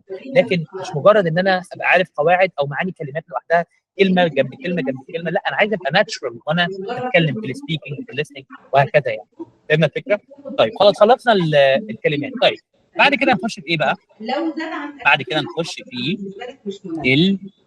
احنا اتفقنا عندنا بنعمل بريك داون. هم 3 زراير عندي: زرار الكلمات، زرار الجرامر، زرار النطق. فانا فتحت السكريبت قدامي بالانجلش وقفلت زرار الكلمات. هشغل بقى زرار الجرامر وهشغل زرار قصدي هشغل زرار الجرامر واقفل النطق والكلمات. يلا يعني انا بشغل واحد وبقفل 2. خلاص مخي انسى ان في حاجه اسمها كلمات جديده، يلا نطلع جرامر جديد. نبدا واحده واحده. طيب اطلع جرامر. طيب انا عارف حاجه في الجرامر؟ انا ما اعرفش حاجه في الجرامر. اعمل ايه بقى؟ هبدا اشوف تركيبات الجمله. وعشان كده هنا بقى بيجي اهميه ان يبقى معاك جايد يساعدك. يعني احنا مثلا النهارده والله في السيشن اتكلمنا عن زمن معين، عن كلمه معينه، عن وود، عن البريزنت سمبل، عن المضارع، عن المستقبل. اتكلمنا عن حاجه معينه فانت عرفت ان الحاجه دي موجوده في الحياه. ابدا بقى يجي اشوفها في المشهد بتاعي اللي انا بتعلمه، سواء اللي كان مع الكورس سواء اللي بره الكورس. بس هبدا بقى ايه؟ اشوف بقى الحاجه اللي انا اتعلمتها دي هي موجوده ولا لا. طب اسال نفسي سؤال: هو ايه الاي ان جي دي؟ الاي ان جي دي جايه ليه؟ ده عشان في هنا ار، مش كده؟ ف are you kidding؟ طيب اسال نفسي سؤال تاني: sometimes I think I just like ايه I just دي؟ ايه I دي؟ على فكره يا جماعه كلمه just هنا كلمه ايه؟ من الفوكابلري ما طلعناهاش، دي فيلر صح؟ just filler يعني كلمه حشو زياده. يعني انا ينفع اخبيها خالص اهو، خبيتها خالص اهو ولا كانها موجوده، واقول I think I'd like the simple life. اعتقد انا هفضل الحياه البسيطه من غير just. طب انا ليه حطيت just دي؟ زي ما انا باجي اتكلم بالعربي كده اقول لك ايه؟ بس انا نفسي في حياه بسيطه، بس مجرد حياه بسيطه. فاهم انت؟ لو انا ما قلتش بس وانا بتكلم عادي انا عايز حياه بسيطه، او ممكن اقول انا بس عايز حياه بسيطه، بتدي معنى مختلف، بتدي ايحاء مختلف للكلام يعني كلمه just يعني. تمام؟ المهم عايزين نكمل كلام. فبيقولوا لي بقى انا مثلا هنا طلعت would. اسال نفسي طب انا ليه حطيت would؟ ليه ما قلتش I think I like على طول؟ ايه I would like دي؟ وابدا اسال نفسي اسئله وابدا اطلع جرامر جديد واتعلمه. هي دي زي دي، هي دي معناها كذا. طب ايه الفرق بين لو انا قلت دي وقلت حاجه ثانيه؟ طب انا مثلا لقيت I'm right up there، اسال نفسي طب انا ليه حطيت هو انا ليه ما ينفعش اقول I right there؟ طيب هو مثلا انا اسال سؤال ثاني: leave the saving of the word to the men. طب في علامه استفهام، مع ان انا واخد طول عمري في المدرسه علامه الاستفهام دي بتيجي do وdoes. ابدا بدو does او اللي هو سؤال بهل او سؤال بكلمه استفهام. انما هنا اللي في سؤال بهل ولا كلام استفهام. انا عارف الحاجات دي لبعض الناس تبقى حاجات بيجنر قوي، يعني مبتدئه جدا، ولكن انا بتكلم في العموم. انا ببدا ابص على المشاهد كده، فاهم قصدي؟ ليه استخدمت ده، ليه ده لا، وابدا بقى افصص الجمله، ولا بفكر في كلمات ولا بفكر في نطق، بفكر في جرامر، وابدا اطلع الجرامر من الايه، من الجمله بتاعتي، وابدا اتعلمها. عشان كده مهم جدا اكون فاهم السياق بتاع الكرتون بيتكلم في ايه، عشان ابقى فاهم. حتى هم دلوقتي بيتكلموا في انترفيو، بيتكلموا في المستقبل، بيتكلموا في الماضي، بيتكلم عن حاجه ندمان عليها، عشان اقدر اربط ده بمعنى الجرامر، افهم الجرامر كايه، كمعنى. فاهم انت الفكره؟ طيب بعد كده خلاص طلعنا الجرامر هنا مثلا، بعد كده اطلع ايه بقى ثالث حاجه؟ النطق. يعني كده خلاص، ما دام اشغل النطق يبقى انا اقفل زرار الجرامر واقفل زرار الكلمات. يلا نبدا بقى بزرار النطق. ركزوا معايا بقى عشان ده كله انا عايزكم معايا فيه. النطق ده عباره عن ايه؟ عن pronunciation وعن linking reduction. pronunciation ده يعني ايه يا شباب؟ ايه الفرق بين pronunciation و linking reduction؟ حد ينفع raise their hand ويقول يلا؟ يلا شباب. البرونانسيشن اللي هو الوقفات وعلامات التعجب والتلوين الصوتي في الكلام اللي بيديني بيقرب المعنى شويه. يعني pronunciation يعني ايه اصلا؟ يعني نطق، صح؟ اوكي. انا اقصد اللي جميل. هو يعني تقصدي ايه؟ وصل اتفضلي. المعنى اللي قلته. يعني اقصد اعتقد ان هو يعني بيبقى اللي هو التلوين في الاصوات اللي بيقرب المعاني او بيديني احساس ان ده question او فول ستوب او تعجب او وات ايفر بقى المعنى المقصود. اللي انت عايزه تقوليه اعتقد الاقرب ليه كلمه intonation. ده بيدي المعنى اكتر. intonation اللي هو على حسب التون بتاع صوتي، انا بسال سؤال ولا قصدي ابقى sarcastic، ابقى بسخر من حاجه، او ده قصدك intonation. لكن انا بتكلم برضو على سكيل يعني اقل من ده شويه، less advanced شويه، وهو بس البرونسيشن، يعني النطق بتاع الناس. يعني انا مثلا لقيت كلمه نطقها بالنسبه لي غريب، يعني انا مثلا هسالك سؤال، ابعت لكم كلمه على الشات، كلمه مشهوره قوي، بس ابعتها لكم وعايز الناس تحاول تنطقها لي. يلا مين يا شباب ينطق لي الكلمه اللي انا لسه بعتها على الشات دي؟ مين بيتكلم معايا؟ انا قلت comfortable. ايوه انا بس مش شايف مين بيتكلم. ماشي اوكي. طيب اللي بعده اتفضلي يا اسماء. شكرا. اتفضلي يا اسماء. كده بنقولها ازاي؟ اسماء معايا يا جماعه؟ اسماء مش انت رافعه ايدك؟ ممكن تشيلي المايك. تفتحي المايك. اوكي. حد عايز يدخل؟ طب اتفضلي يا دكتور وفاء، يا باشمهندسه وفاء، بنطقها ازاي الكلمه؟ comfortable. لا. طيب اوكي. بنطقها ازاي كده؟ حد عارف؟ مين يقول؟ شاهد. اتفضلي يا شاهد. comfortable. لا هو حلو المجهود بس لا. مين يا جماعه يحاول؟ يلا. الناس ما بتشاركش ليه؟ فين ساره وفين روان؟ فين كرولوس؟ اتفضلي يا مريم. بنطقها ازاي؟ comfortable. لا برضه. طيب اقول لكم على حاجه، بدل ما انا اقول نطقها على طول. هو ده ليه علاقه طيب ان احنا نستريس على سيلابل معين؟ لا هنا مالهاش علاقه بالستريس على سيلابل معين، لا مش دي التركيه اللي فيها. بصوا يا شباب، الانجليش بالذات ما تتعاملوش معاه ان هو عباره عن حروف معينه مترتبه ورا بعضها بشكل معين فبنطقها بشكل معين. الانجليش ما فيهوش كده. هو الانجليش فكرته ان هو يعني لكل كلمه قاعده عادي، ولكل صوتين جنب بعض قاعده عادي. يعني ايه؟ يعني هي لغه سمعيه اكتر من هي لغه زي العربي كده، الحروف اللي بتلاقيها بتقراها. هي مش كده، تمام؟ الانجليش مش كده، الانجليش لغه سمعيه اكتر. طيب حد هيجرب تاني يعني يقول كومفورتبل؟ انا قلتها اهو. طيب تعالوا بقى نشغلها على اللي انا كنت عايز اعمله. تعالوا نشغلها كده على موقع كده اسمه يوجلش. ده بيجيب لك كل نطق ممكن تلاقي النطق ده من ناس حقيقيين بينطقوها معانا. انا هشغله وقولوا لي سامعين ولا لا. انا اسف لو في اي مشاهد of life, and it's not a genuine or comfortable or. لقيتها ازاي؟ حد سامع؟ comfortable. قريب. ايوه بس اسمعي تاني كده هجيب لك قريب، بس مش كده بالظبط. هجيب فيديو تاني. بصي. Bringing, because I always felt completely comfortable designing. ها comfortable قريب جدا. نسمع اللي بعده comfortable تاني. ايوه مين قال comfortable ايوه صح قريب قوي. بصي اهو تاني كده اخر فيديو معانا. They always feel comfortable or they always feel تاني it's to American power, maybe to a greater extent than they always feel comfortable. they always feel comfortable بص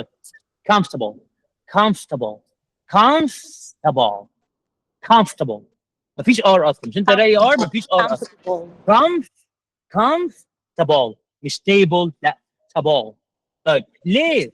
اشمعنى يعني؟ مفيش اشمعنى، الانجليش ما فيهوش اشمعنى. قول لي اشمعنى كده الجي اتش بتاعت enough بتقولها enough، والجي اتش بتاعت كلمه thought اللي هو الماضي بتاع think ما بتقولش soft، بتقول thought عادي.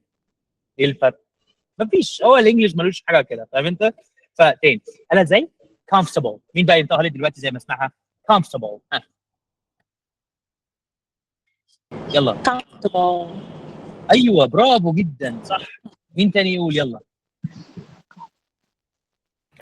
comfortable بس انا حسيت في ار، لا انا عايزك تسحقي الار دي، دوسي عليها خالص. comfortable ايوه comfortable صح كده comfortable صح، برافو عليك يا شباب. يا pronunciation يعني انا والله وانا بدور على المشهد بتاعي لقيت في كلمه نطقها غريب، نطقها جديد، حاجه مختلفه. نطقتها بقى ايه؟ اتعلم ايه ده؟ هو ازاي الكلمه اللي انا بقراها دي مش دي اللي انا سامعها؟ فتعلمت نطق جديد لكلمه معينه. طيب يعني ايه linking reduction؟ حد عارف؟ مين يقول معايا يعني ايه linking reduction؟ حد عارف الشاب ده كان بيقول ايه بالعربي؟ هو قديم شويه. مين قديم شويه؟ بس انا عشان قديم فمن حقي اجيب حاجات قديمه. كان بيقول ما بالراحة أو حاجة زي كده. يا عم بالراحه ايوه، بس كان بيقول حاجه تانية قبلها بقى. كان بيقول له ايه قبل ما بالراحه؟ كان بيقول ايه فاكر؟ بحاول بيقول أفتكر كلمه أنا صميم قديم رائعه يعني. جدا. ايوه قديم جدا بصراحه. كلمه اكثر من رائعه وهي كلمه، استنى ابعتها لكم على الشات هنا. كلمه ايه بقى؟ ركز معايا اهو. كان بيقول ايه؟ بص اهو، انا لازم اكتبها. اقول لك ايه السبب انا لازم اكتبها؟ الكلمه دي قال ايه؟ عشان اقول لك يا عم، عشان اقول لك. صح ولا لا؟ أيوه صح. ايوه صح. ايه عشان اقول لك دي بقى؟ ليه عشان اقول لك دي المثال الرائع في اللينكينج ريدكشن، لان هو حرفيا عمل اهم حاجه في قواعد اللينكينج الكلام في بعضه. تشبيك الكلام ده اللي هو الجزء بتاع اللينكينج اللي هو انا عملته لما جيت لزقت كلمه مش فهنقول لك، فما جيتش قلت مش هنقول لك، قلت ايه؟ مش هنقول لك، على لزقت الكلام. طيب انا عشان الزق الكلام كده ينفع الزق الكلام من غير ما اختصر بعض الكلمات؟ ما ينفعش، لازم اختصر او اوقع حرف هنا عشان الزقه في بعضه هكذا. فانا مثلا جيت عملت ايه؟ ما جيتش قلت مش، هو جه قال ايه؟ قال ش، حول المش الى شين. انا حاسس كاني بشرح لكم، بعمل لكم دكتوراه في مش عارف ايه دلوقتي، بس هو فعلا الموضوع كده والله. هو ده اللينكينج ريدكشن والله.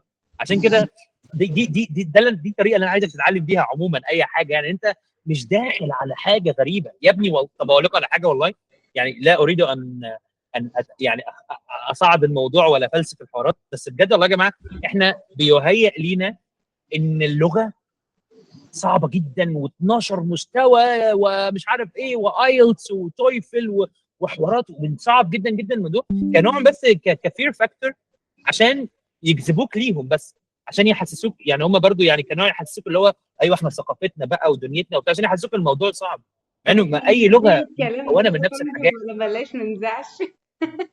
الايه؟ هنذيع الكلام ده؟ زيع يا باشا. انا بتكلم في حاجه والله ده حقيقه فعلا والله. هو كان نوع بس بيحاول يحسسك ان الموضوع صعب، بس انت لو واخد الموضوع فعلا على اساس ان هو ما هو نفس البق يا ابني ونفس المناخير ونفس كل حاجه، هنخش عند اي يعني السكيلز، بس كل واحد بطريقته، كل واحد بتعبيراته، لكن ما فيش حاجه معينه يعني هي نفس الفكره. بتكلم بجد والله. يعني اللينكينج ريدكشن هو كلمه عشان اقول لك ها طيب اختصرت كلمه مش، الحرف ايه؟ الحرف الشين. مثلا تعالوا ناخد مثال زي بالانجلش. الانجليش مثلا قال لك ايه؟ قال لك والله كلمه بتاعت كان، كلمه كان صح؟ دي لما اجي انطقها في نص الكلام هقولها ازاي؟ حد عارف؟ ما بقولش I can do it no، بقول كان دي بنطقها ازاي؟ حد عارف؟ مين يشارك معايا؟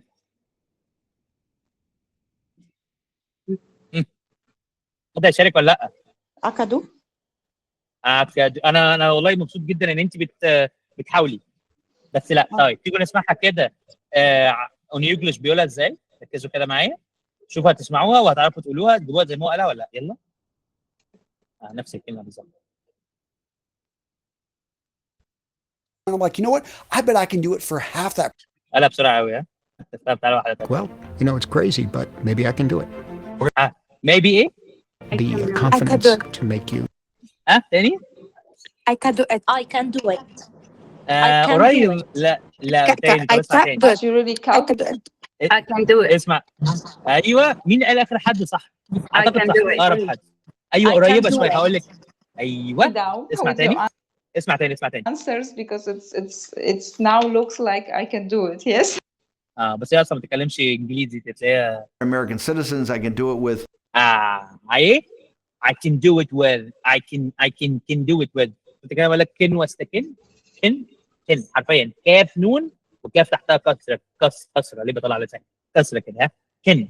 I can do it. يبقى ما ينفعش امشي كده في البيت كده عندي اقول ايه تعرف كان دي بتتنطق ازاي؟ بتتنطق كن. لا، ابقى عبيط. هي كن بتتقال في نص الكلام بس، يعني بالظبط ما ينفعش اقول، يعني انا مش هقولها مش، لكن في نص الكلام بخليها حرف الشين. طبعا مش انا بس، يعني هو الميم كان كده خلاها عشان اقول لك صح، لكن ما ينفعش اقول ايه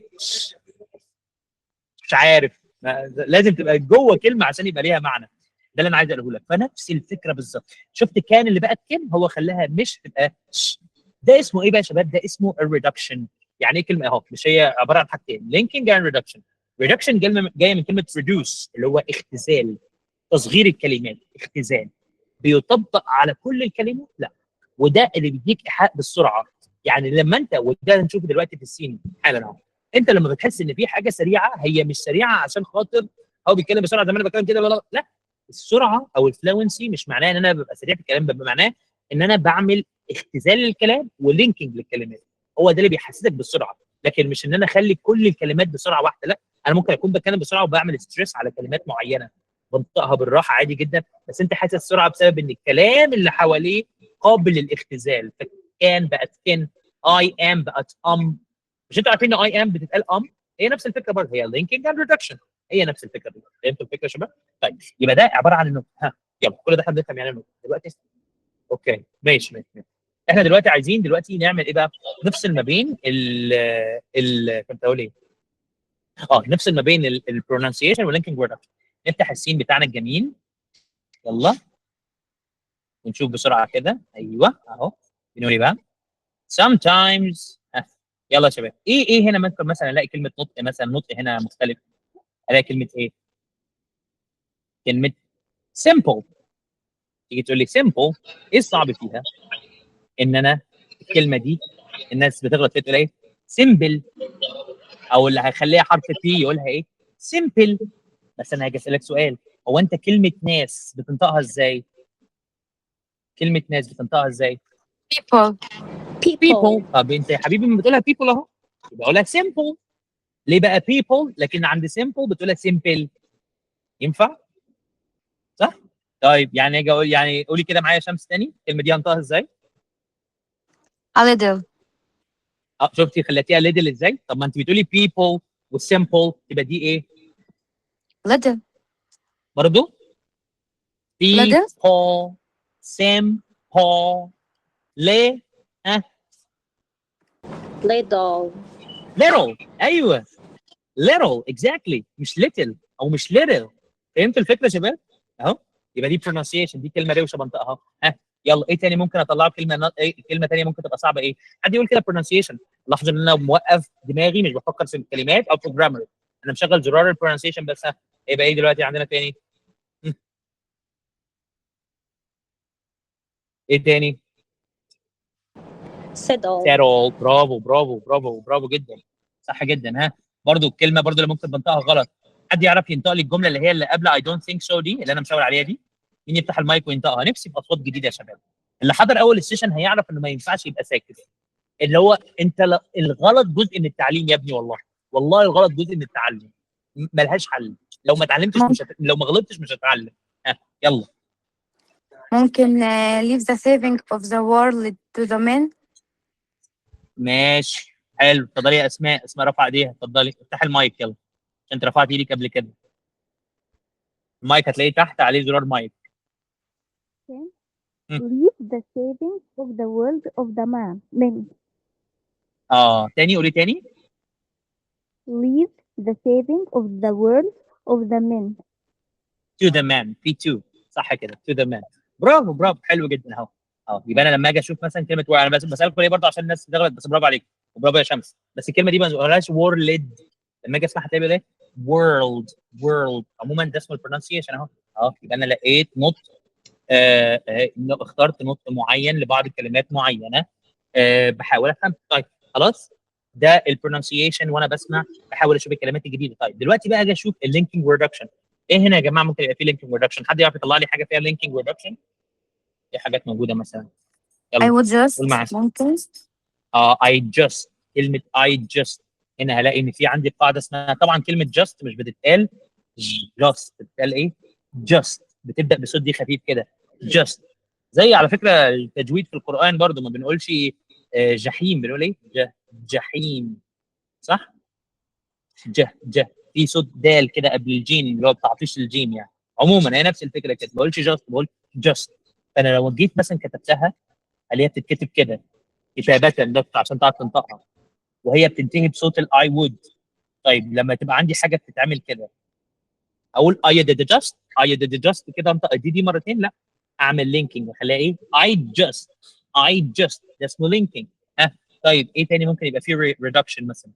الكلمه ده يا شباب، I am at the top of my world. انا خدت بالي لما كنت قلت right up، برافو، right up دي عملنا لينكينج. لان من اشهر قواعد اللينكينج هي ان الحروف الفاول، الحروف المتحركه زي مغناطيس كده يا شباب، بتلزق في اللي قبله. وعلى فكره عندنا كده برضه في العربي، يعني زي ايه؟ بقول لك ايه، لا ما تقولش كده، تقول بقول لك ايه. عملنا كده ريدكشن لحرف الالف ولزقنا كاف في الايه كده، بقول لك ايه كده، صح؟ هي نفس الفكره برضو، لان ايه هنا بتبدا الف ي بتبدا بحرف متحرك اللي هو الالف، او حرف يعني مادي يعني. هي نفس الفكره هنا برضو. الحروف المتحركه زي اليو كده برضو نفس الفكره، بتبقى زي حروف مغناطيس كده بتلزق في اللي قبلها. ما بقولش رايت اب ولا ايه؟ رايت اب صح؟ يبقى I'm right up there، صح؟ I'm right up there، نفس الفكره. طيب with the مش هخليها تي اتش وتي اتش، هخليها تي اتش واحده ده، وليها بقى قواعد كتير نقدر نتكلم فيها. طيب اخر حاجه بقى، خلاص انا عايز بقى دلوقتي نشغل المشهد مره واحده.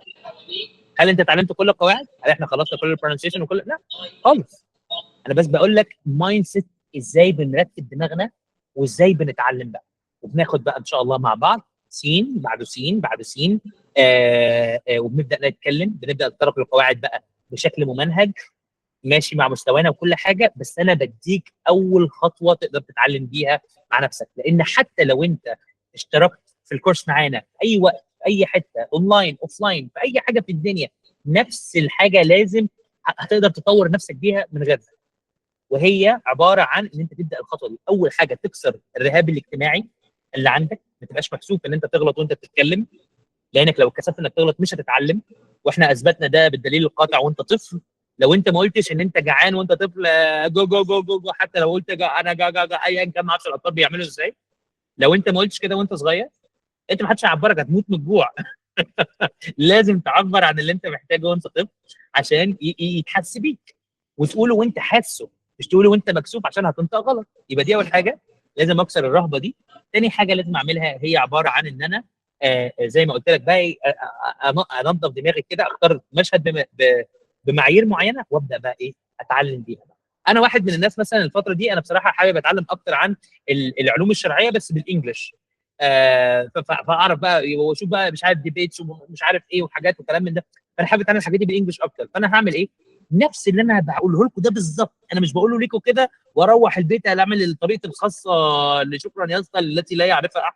نفس اللي انا بعمله ده كده، بتعلم مع نفسي بالطريقه دي. انا عايز اتعلم ده فهعمل ده كده. ها ايه يا جماعه؟ طيب هو دايما لما بيجي بيتكلموا بانهي جرامر، بيستخدموا انهي كلمات، ايه المصطلحات، ايه النطق الغريب اللي انا ما اعرفوش، طب ايه الريدكشن اللي انا قابلته مختلف هنا، ايه البرونسيشن، هي نفس الطريقه. طيب سريعا بقى هنشغل المشهد كمان مره، بس المشهد وانا المره دي مشغله هبقى مشغل الصوره عشان تقرا منها يعني تبقى سامع صوت، وعايز بعد كده ناس تقول معانا اللي هي سامعاه. اوكي يلا بسم الله.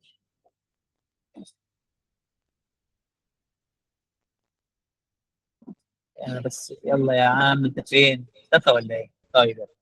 ماشي نبدا نقول ايه اهو. Sometimes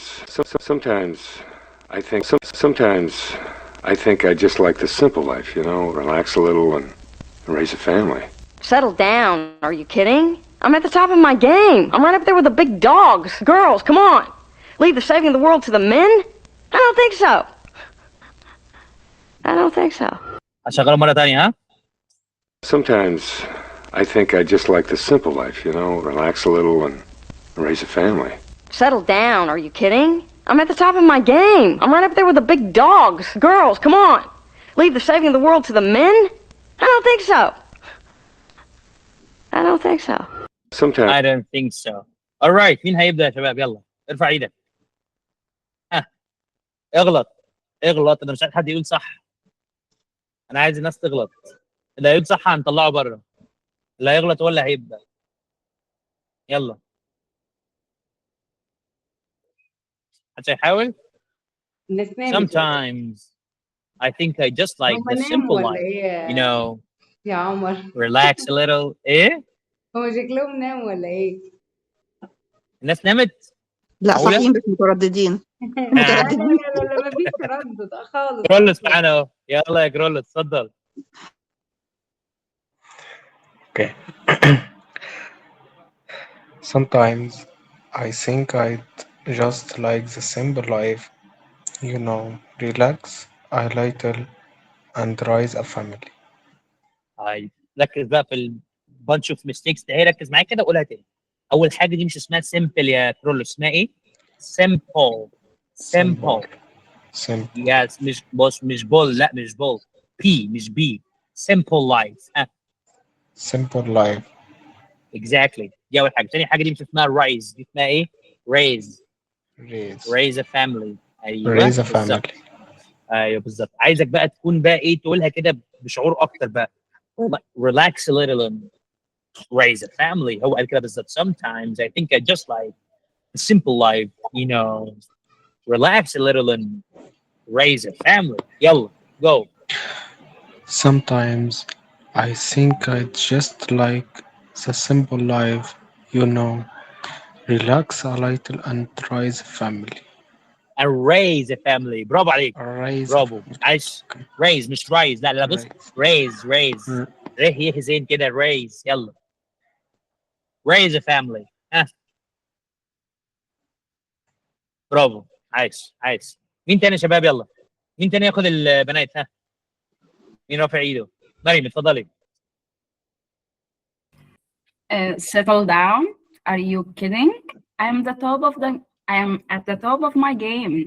I am right out there with the big dogs. Girls, come on. Leave the saving of the world to the men. I don't think so. برافو. حلو. هعلق على حاجتين بصوت. ما تقوليش don't think so. عارفين انت الفيديو بتاع مشهور قوي على التيك توك ولا ايه؟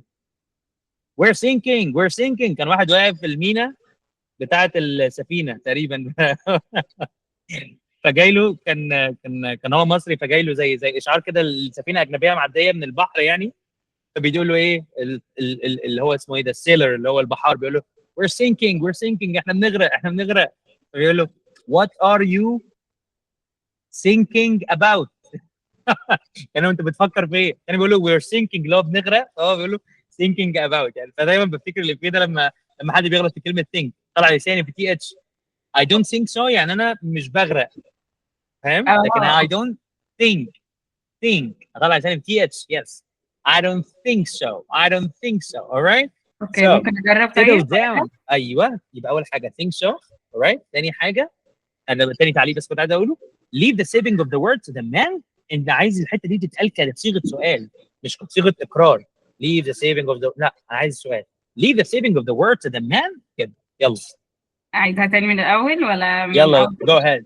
يلا go ahead. Settle down. Are you kidding? I am at ثواني. يلا I am at the top of my game. I am right up there with the big dogs. Girls, come on. Leave the saving of the world to the men? I don't think so. I don't think so. I don't think so. I don't think so. والله برافو برافو برافو. صح جدا. شكرا. عايز صح جدا. حد تاني يحب يجرب؟ يلا. الصورة صغرت عايز كبرها. اوكي يلا يلا. يا Settle يلا down. بينا. Are you kidding? I'm at the top of my game. I'm right there with the big dogs. Guys, come on. Leave the saving of the world to the men. I don't think so. I don't think so. ايوه صح عايز برافو. بس انا برضو انت قلتيها ليه دي سيفنج ودلوقتي زمان برضو ما حسيتهاش سؤال. بصوا يا جماعه يعني ركزوا كده معايا. مش عارف ينفع نكتب هنا بس انا هقول لكم حاجه روشه قوي كده. بصوا انت كده. بصوا كده بيعمل كده صح؟ بصوا يا شباب لما ارجع كده بسرعه. بصوا لما اجي اقر حاجه او اقول حاجه في جمله عاديه اللي هو انا مثلا عايز اقول انا بسيب انقاذ العالم للرجال. I want to leave the saving of the world to the men. واقوم جاي نازل كده شايفين men. لكن لما اجي اسال سؤال بطلع لفوق كده. Man leave the saving of the world to the man. تمام. لكن leave the saving of the world to the men مش معناها لازم اطلع leave the saving of the world to the man. فاهمين الفكره؟ ده اللي بيدي معنى السؤال. Really معنى السؤال. لكن يقول لك ايه I really want to do that. I really صح. لكن really سؤال. فاهمين التون بتاعت كده يعني. ايوه طيب فاهمين. حد تاني يحب يجرب قبل ما نخلص الحوار ده؟ يلا شاهد اتفضل. Settle down. Are you kidding? I am at the top of my game. I'm right up there with my big dogs. Girl, come on. Leave the saving of the world of the men. I don't think so. I don't think so. يا ريتنا والله في قاعه دلوقتي كلنا بنسقف. ان شاء الله نتجمع ونسقف لك كلنا. برافو. صح. عايز اتفضلي يا ساره. يلا يا ساره. Okay. Sitting down? Are you kidding? I'm at the top of my game. I'm right up there with the big dogs. Girls, come on. Leave the saving of the world to the men? I don't think so. I don't think so. واو جامد قوي. برافو عليكي. يلا بس انا عايزك بقك كده تعملي دروب اكتر لبقك وانت بتتكلمي. يعني مش I'm right up there. لا انا اكتر كده I'm right up there with the big dogs. كده بقك كده يتفتح قوي. اي حاجه اسمها في بنقول عليها دايما في اول سيشنز يعني واحنا بنبدا drop your jaw. افتح فقك افتح بقك وانت بتتكلم. كده مش كده. بس عايش قوي. برافو. يلا اسماء. ها. Are you kidding? I'm at top of my game. I'm right up there with the big dogs. Girls, come on. Leave the saving of the world to men? I think so. I think so. I don't think so. I don't think so. صح كده يا شباب. الله ينور عليك والله. طيب يعني بس دي كانت نبذه سريعه عن اللي احنا يعني بنقدمه عن طريقتنا ازاي نقدر نشرح كل حاجه مع بعض. لان انا ما بحبش انا مدرسه ايه نتعلم كلمات الاول وبعدين جرامر مش عارف ايه. لا كله مع بعضه زي بالظبط ما الطفل بيبدا يتعلم. احنا بنتعلم زي بالظبط بناخد كل حاجه مع بعضها بمواضيع مناسبه لمستوانا. كل واحد على حسب مستواه. اهم حاجه زي ما قلت لك ان احنا بنعلمك ازاي تكسر الرهبه. انت ازاي تبقى متشوق وعندك فضول ان انت تتعلم. وطريقتنا اللي احنا فعلا بننصح بيها اي حد واللي احنا شغالين بيها. وده كان السيشن السريعه بتاعت اولا يعني ساعتين ما شاء الله عليك. يعني انا حاساك انك انت ارهقت. شكل كوبايه القهوه ظبطت معاك كويس قوي. الحمد لله. طيب انا بس قبل ما نقفل ولا نعمل اي حاجه انا حابه لو في اي حد حابب انه يسال اي سؤال احنا هنجاوب عليهم دلوقتي. تمام. يلا بينا. وفي اول سؤال جه بتقول انتوا اللي بتقدموا الكورس وهو ده السؤال اللي بيجي لنا كتير يا فندم. تمام. أيوة ولا طبعا. في مدرسين تانيين غيركم وبنفس طريقتكم ولا؟ حاول بقى أيوة. تستفيد في الموضوع ده لان الاجابه دي انا هنزلها لايف على الصفحة لأن زهقنا فعلا من نفس السؤال. ايوه يا جماعه، احنا اللي بندي الكورس عشان احنا اللي بنعمل تريننج للي بيدوا الكورس. احنا اللي بنعمل لهم تريننج وبنعمل لهم سوبرفيجن، واحنا اللي بنديهم المنهج بتاعنا. احنا اللي بنتابع كل حاجه عشان يبقوا نفس المستوى بالظبط اللي انتوا بتشوفوه في الفيديوز واللي انتوا بتشوفوه معانا في اي ايفنت، هو احنا بالظبط. وعشان حتى قبل ده بيبقى في حاجه اسمها سيشن برايفت، انت بتاخدها لوحدك، بتجرب فيها، بتشوف بنفسك، تتاكد ان ايوه صح، هو ده فعلا انا عايزه، هو ده اللي انا محتاجه. الموضوع فعلا بالنسبه لي كده فارق معايا جدا، الموضوع ده في دماغي. بعد كده بتدخل، يعني انت مش بتدخل بتتفاجئ بس بالانستراكتور، لا، انت بتاخد قبلها سيشن اللي انا منها بعرف مستواك، واللي انت منها بتعرف تفاصيل الكورس وهتاخد كام مستوى وهتشتغل قد ايه والجو ده كله. في نفس السيشن دي انت برضو بتتعرض او بتعرف بتشوف الشرح بتاع الانستراكتورز التانيين، بتشوف المستوى، بتشوف الشغل كله. بعد كده بتبدا، يعني هو اي حاجه واحده، اي انتيتي واحده، نفس كل حاجه ان شاء الله يعني. وده اللي هتشوفوه يعني. حتى يعني الاكتر من كده ان التيم بتاعنا هو كمان اللي بيعمل معانا الكونتنت ده، مش احنا اللي برضو بنعمله بايدينا، فاهمين قصدي؟ هي انتيتي واحده، مايند سيت واحده، شغل واحد، كل حاجه ان شاء الله يعني. انا بس اتفضل. حابه اوضح حاجه عشان الناس برضو ما فاهمه ان صناع المحتوى بيشتغلوا وان مان شو. يا جماعه احنا كونتنت، تمام، واحنا ماركتيرز، واحنا عارفين ان حتى لو عارفين كل حاجه بدون تيم احنا مش هننجز ابدا. الناس دي، الشباب دي حتى هم ناس بتغطي الجمهوريه كلها، مش يعني انتوا متخيلين ان هم هينزلوا لكل محافظه هيدوا فيها بنفسهم؟ يعني ده طب اكيد ده حاجه مش منطقيه. صح. تمام. كتابه المحتوى والداتا اكيد هما برضو ما عندهمش الوقت الكامل ان هما يغطوا كل المحتوى اللي انتوا بتشوفوه والابديت اللي بيحصل، لان ده هيكون مظبوط. لود كبير، يا اما هيسقطوا وهيختفوا. يعني خلينا انا بكلمكم من ارض الواقع، يعني ليه ما بتعملوش محتوى مظبوط. انجليش يعلم مع طنط واحنا نتفرج عشان بنحب طنط وعشان بنتعلم ان بطريقه شاء ممتعه؟ الله. والله هي فكره كانت موجوده من زمان، بس هي طنط اللي ملهاش خلق على الانجليش بس. هي مش زيكم بقى، يعني هي خلاص خلصت الكارير بتاعها يعني. معتزله الست دلوقتي. دي محبوبه جدا، نقول لها يعني بيج فان عندك في الصعيد دلوقتي. ان شاء الله والله ننزل قريب باذن الله، باذن الله، او نطلع بقى. العدد بيكون في السيشن بيكون كبير ولا لا؟ العدد انتوا لا العدد ما بتحددوه؟ العدد ما بيكونش كبير خالص، عشان كل واحد يبقى ليه فرصه للتفاعل وليه فرصه للكلام يعني. فالعدد يعني من 10 ل 15 كده ماكسيموم يعني ان شاء الله. دي كل حاجه في كرولوس بيقول لك السيشن. مش محتاجين حد في التيم بتاعكم جرافيك ديزاينر؟ ابعت لنا يا كرول، ابعت لي على الانستجرام، انا اللي برد بنفسي على الانستجرام، فوالله ابعت لي كده ونشوف يعني. ابعت لي مواهبك كده وان شاء الله لو احتاجنا على طول تبقى انت السكند تشويس يعني. زي الفل. حبيبي. اديك لقيت سبورت يا كرولوس.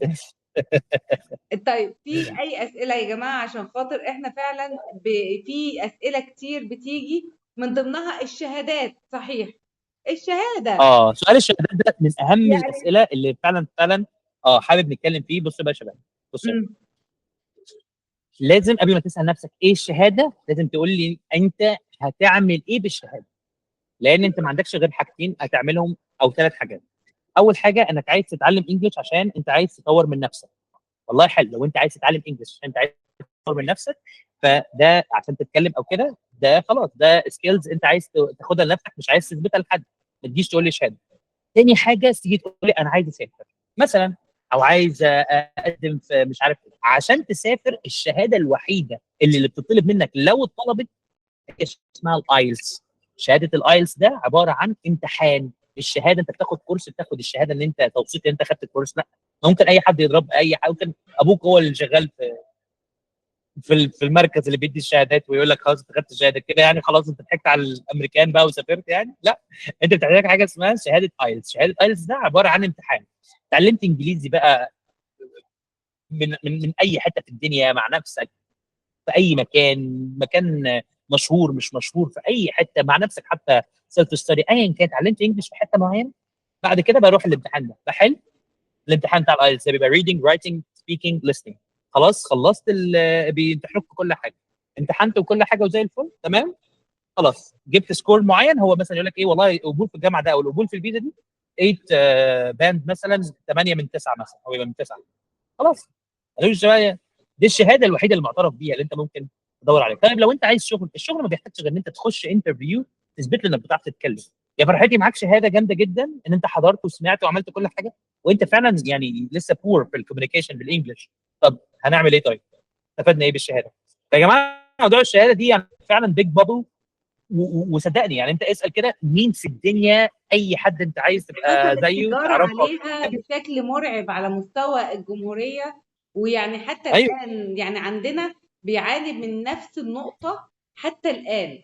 يعني احنا لغاية دلوقتي كل كورس بيدخل ويسألوا فيه، على الرغم ان احنا بننقي الناس اللي معانا بالاكسبيرينس بتاعتهم بتكون قوية، بس هو كل صح. السؤال اللي بيجي هل في شهادة ولا لا؟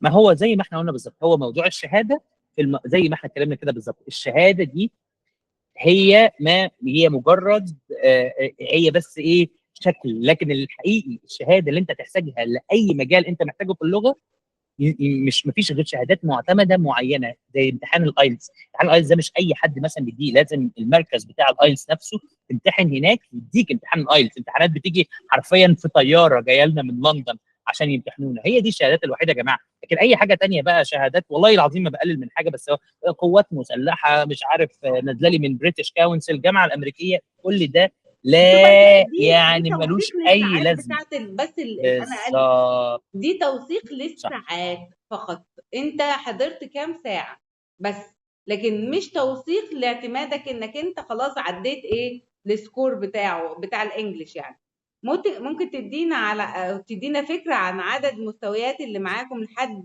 من ايه، من A2 اللي عاوز يوصل ل B2 في التحدث، وممكن ياخد متوسط كام مستوى معاكم؟ هرد عليكم على الموضوع ده. انت بتتحرك ولا ايه يا فندم؟ مروح ولا ايه؟ حاجه سامعيني كده كويس؟ احنا سامعين. بس عشان المكان اللي انا فيه بيقفل، فانا بس انا معاكم يعني. طيب الساعة اول حاجه 12 ايه ده، بخصوص بيقفلوا بدري في الصيف.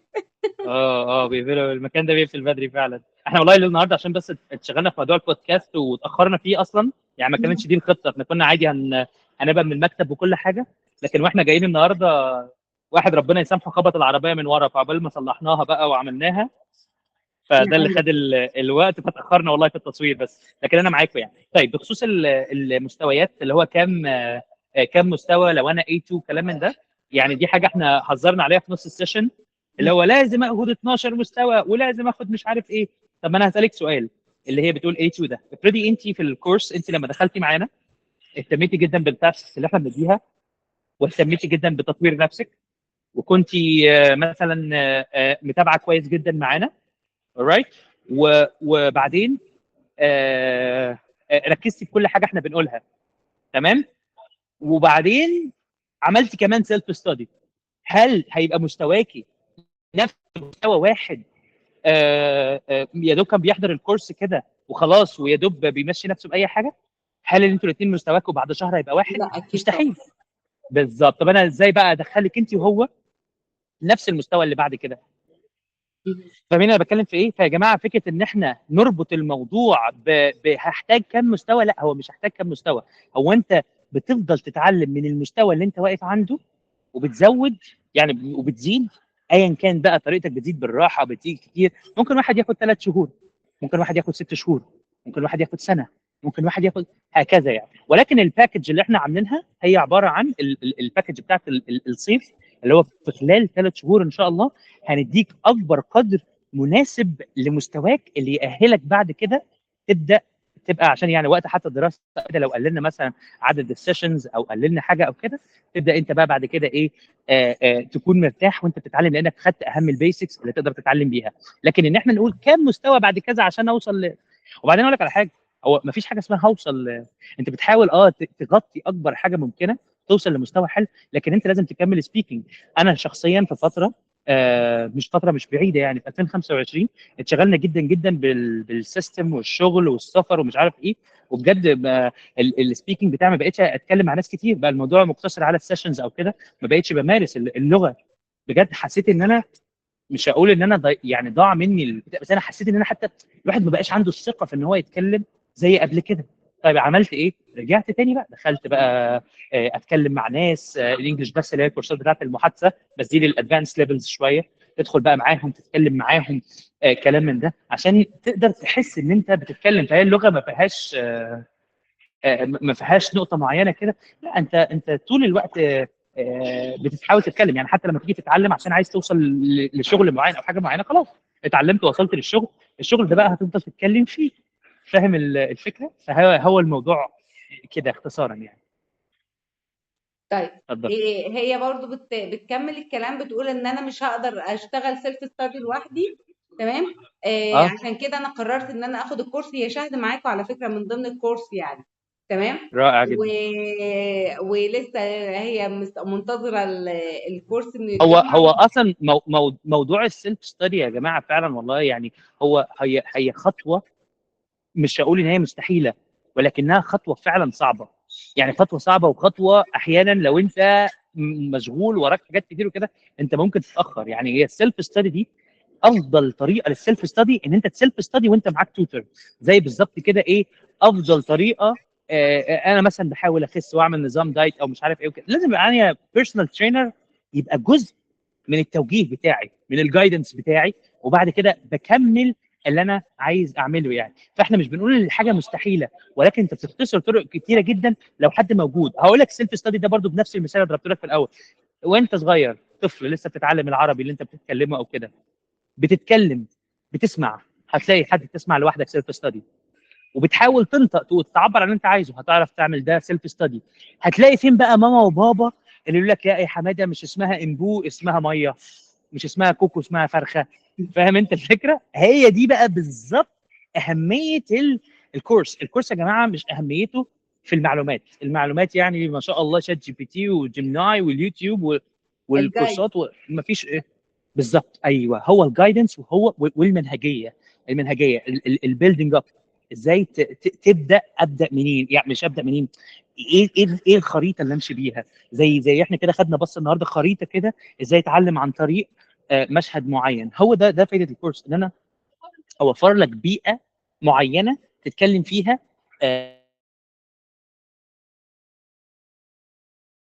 النت قطع عندك عمر؟ يا عمر شكل النت قطع معاك. معانا؟ فده اهميه فعلا معاك تمام. انت شكلك كده قلت خدت كده لقطة كده النت قطع معاك. لا ده هو عشان حد بيتصل بيا، فعشان كده بس النت فصل يعني. كان انا سامعكم شويه. المهم يعني زي ما كنا بنتكلم بس ان السيلف ستادي محتاج يعني فعلا توجيه عشان حتى تعرف تسيلف ستادي صح يعني. ده حتى في المقصود، ده بدايات المقصد من الكلام. الموضوع، وبعد ما تاخد تجربة كويسة وتعرف تمشي بشكل كويس، بعد كده اشتغل لوحدك براحتك يعني. كلنا ايوه بدأنا صح. بالطريقة دي، ان احنا في الاول كان معانا منتور، وبعد كده ابتدينا عرفنا الطريق صح وعرف يوجهنا للخريطة الصح، مظبوط واشتغلنا مع بالظبط. نفسنا، ومفيش مشكلة انك تكمل لوحدك. وبعدين انت بتتكلم في لغه يعني انت لازم حد يقيمك على طول، لازم حد. يعني احنا حتى عندنا حاجه اسمها البروجرس ريبورت لينك، ده عباره عن ريبورت كده بيتعمل بالجيت ابديتد كل سيشن ليك، يقول لك والله انت الميستيكس بتاعتك في السيشن دي كانت كذا، الكوركشن الحاجات الكويسه اللي انت عملتها كانت كذا، محتاج تشتغل في كذا، وتبقى قدام عينك وتشوف، ويبقى فيه بقى سكور ليك وبوينتات معينه، وبتشوف انت والله بتزيد ولا بتنقص هكذا. يعني دي حاجه تعرفك، لان انت مهما تكون بتتكلم انت مش سامع نفسك زي ما انا سامعك، فانا اعرف اقول لك لا انت هنا عندك مشكله هنا. فاهم؟ الكوركشن اوف ميستيكس دي من اهم الحاجات اللي بنتكلم بيها يعني. بس تمام. في اي اسئله تانية يا شباب؟ ها قبل ما نقفل، بعد كده دي لقطته لكم بالعافيه قبل ما نقفل. ان شاء الله نتقابل تاني والله قريبا جدا لا باذن ان الله. شاء الله، ده انا ناويه لك على ايفنت حلو قوي يا باشا دي حاجه تساعدنا والله. والله ده احنا بنتلكك عشان نجي الصعيد. انت مش متخيله بنحبكم ازاي، والله بنحب فعلا الصعيد ازاي. وزواج بالذات اخر مره لما جينا انبسطنا فيها جدا يعني. ربنا يبارك فيك يا رب ويخليك يا رب. مش عارفه برضه احنا بني سويف بعيده بالنسبه لكل الناس يا شهد. طيب في اي اسئله تاني، حتى لو عاوزين تتكلموا از سبيك مش عاوزين تكتبوا، في اي حاجه just raise hand واسالوا قبل ما نقفل. تمام؟ ها معلش زي بس قبل الفل. ما نقفل سؤال بس أخير، كنت عايزة اتفضل. أسأل البيرسونال توتر ده يعني بقدم عليه إزاي ولا بيبقى إزاي؟ انك تجويني يعني تبقى في التيم يعني. كنت عايزة بيرسونال توتر ليا، لأن أنا خدت الإنجليش كسيلف ستادي وكهواية من زمان، يعني حتى من ابتدائي أنا بسمع أغاني وبتفرج على أفلام، فالإنجليش بتاعي بقى حلو، ما فاشتغلت شاء في الله. المجال كتدريس شوية، بس التدريس كان عربي أكتر من إنجليش، ففي حاجات كتير وقعت مني من قلة الممارسة، فكنت محتاجة بس تمام. بيرسونال توتر يعني فترة، وبعد كده أبقى أشوف يعني. اي خطوات من الحاجات دي، سواء في الابلاينج او في الريجستريشن او كده، يعني ممكن تتواصلوا ان شاء الله مع سبارك، وهم ان شاء الله هيعرفوكم باذن الله كل الخطوات، يعني الحاجات دي باذن الله يعني. تمام. طيب جامد. التكلفه يا لبنى، بصي هقول لك على حاجه، يعني ان كنت انا او عمر ما نعرفش عنها حاجه، التيم هو برضه هو اللي متابع كل حاجه بالتفاصيل. تواصلي معايا او تواصلي مع التيم بتاع سبارك، تمام، على البيج او على ارقام التليفونات، وهم هيدوكي كل التفاصيل وخطه الدفع والباكجينج وكل حاجه. تمام ان شاء الله باذن الله. في اي حاجه تانية محتاجين تسالوا عنها؟ كرولوس انت بتعمل قلوب بس، وانا كل ما اشوف كرولوس حبيبي مبسوط. لا انا هو بحاول ممثل بس اقول كويس. لكم الدنيا تمام عشان ما ايوه تحسوش بس انت الدنيا كرولوس رصيصة. انت حكيتني قوي وانت بتقول الدعم لي ليكوا يا ايه في الليل. جماعه. انا شاب يا عم، انا لسه شاب والله، يعني قصه حزينه والله انا العظيم، فاهم؟ لا على ما هو فكرة انت يا انا حبيبي عشان انت لسه شاب لازم يا عم فهي لا، قصه حزينه انا والله. خاطب اوريدي لا خلاص، اللي الحق فتمام طلع يعني. في الاول بقى يا كرولوس بقى. ما تحاولش لا تمجوز بقى، اعترف ان احنا حياتنا صعبه بقى، مش عايز اعترف ليه. الميتنج مش متسجل ما تقلقش. لا طب لا متسجل يا خلاص لو كده فندم. تمام اوكي. اضحك عليه عشان هو اللي يلبس كل بقى. الداتا دي انا باخد فيها فلوس اصلا عشان اخبيها. لا ان شاء الله مش هتنزل يعني ان شاء الله. مش عارفه والله، مش هكدب عليك والله، يعني في اعترف الموضوع يا ده كرولوس. انا عامله زي مرتضى منصور كده، معايا سيديهات كل الشعب. صح ساديهات ايوه. لا والله يعني هي كانت سيشن جميله وكان لقاء جميل. ان شاء الله نلتقي تاني على خير قريب، ان شاء اوف الله. لاين بقى باذن الله المره الجايه ان شاء الله. ان شاء الله باذن واحد احد. انا مبسوطه انك انت موجود، واحنا عطلناكوا يعني. لا خالص والله خالص، هو بس هم اللي مشوني، بس كنت قاعد والله عادي. لا ولا يهمك يلا خالص. خير ان شاء ما انا الله. بقول لك الماظه اللي بتقفل بدري، ما تقلقش انا عارفه ايوه ده الموضوع ده. حقيقه. تمام. ان شاء الله نتابع فانا على مبسوطه جدا ان انت كنت معانا النهارده، وكانت بجد سيشن حلوه قوي، وطبعا انت عطيت اوفر فيو لكل حاجه وكل الافكار اللي معانا ويعني كل الناس مبسوطه النهارده معاك، وشكرا خالص يا عمر. شكرا لك جدا. واحنا شكرا لينا جدا لقاء ليك. ان شاء الله. انا لسه كده احنا بإذن ايه هننظم بقى ايفنت نقعد مع بعض ونفكر فيه ان شاء الله باذن الله. اوكي سعيد جدا يلا بيكم يا جماعه والله. تصبحوا على خير يا مع شباب، السلامه ونشوفكم بقى في سيشن تانية. ان شاء الله. يلا مع باي. الف سلامه. باي باي. سلام. سلام.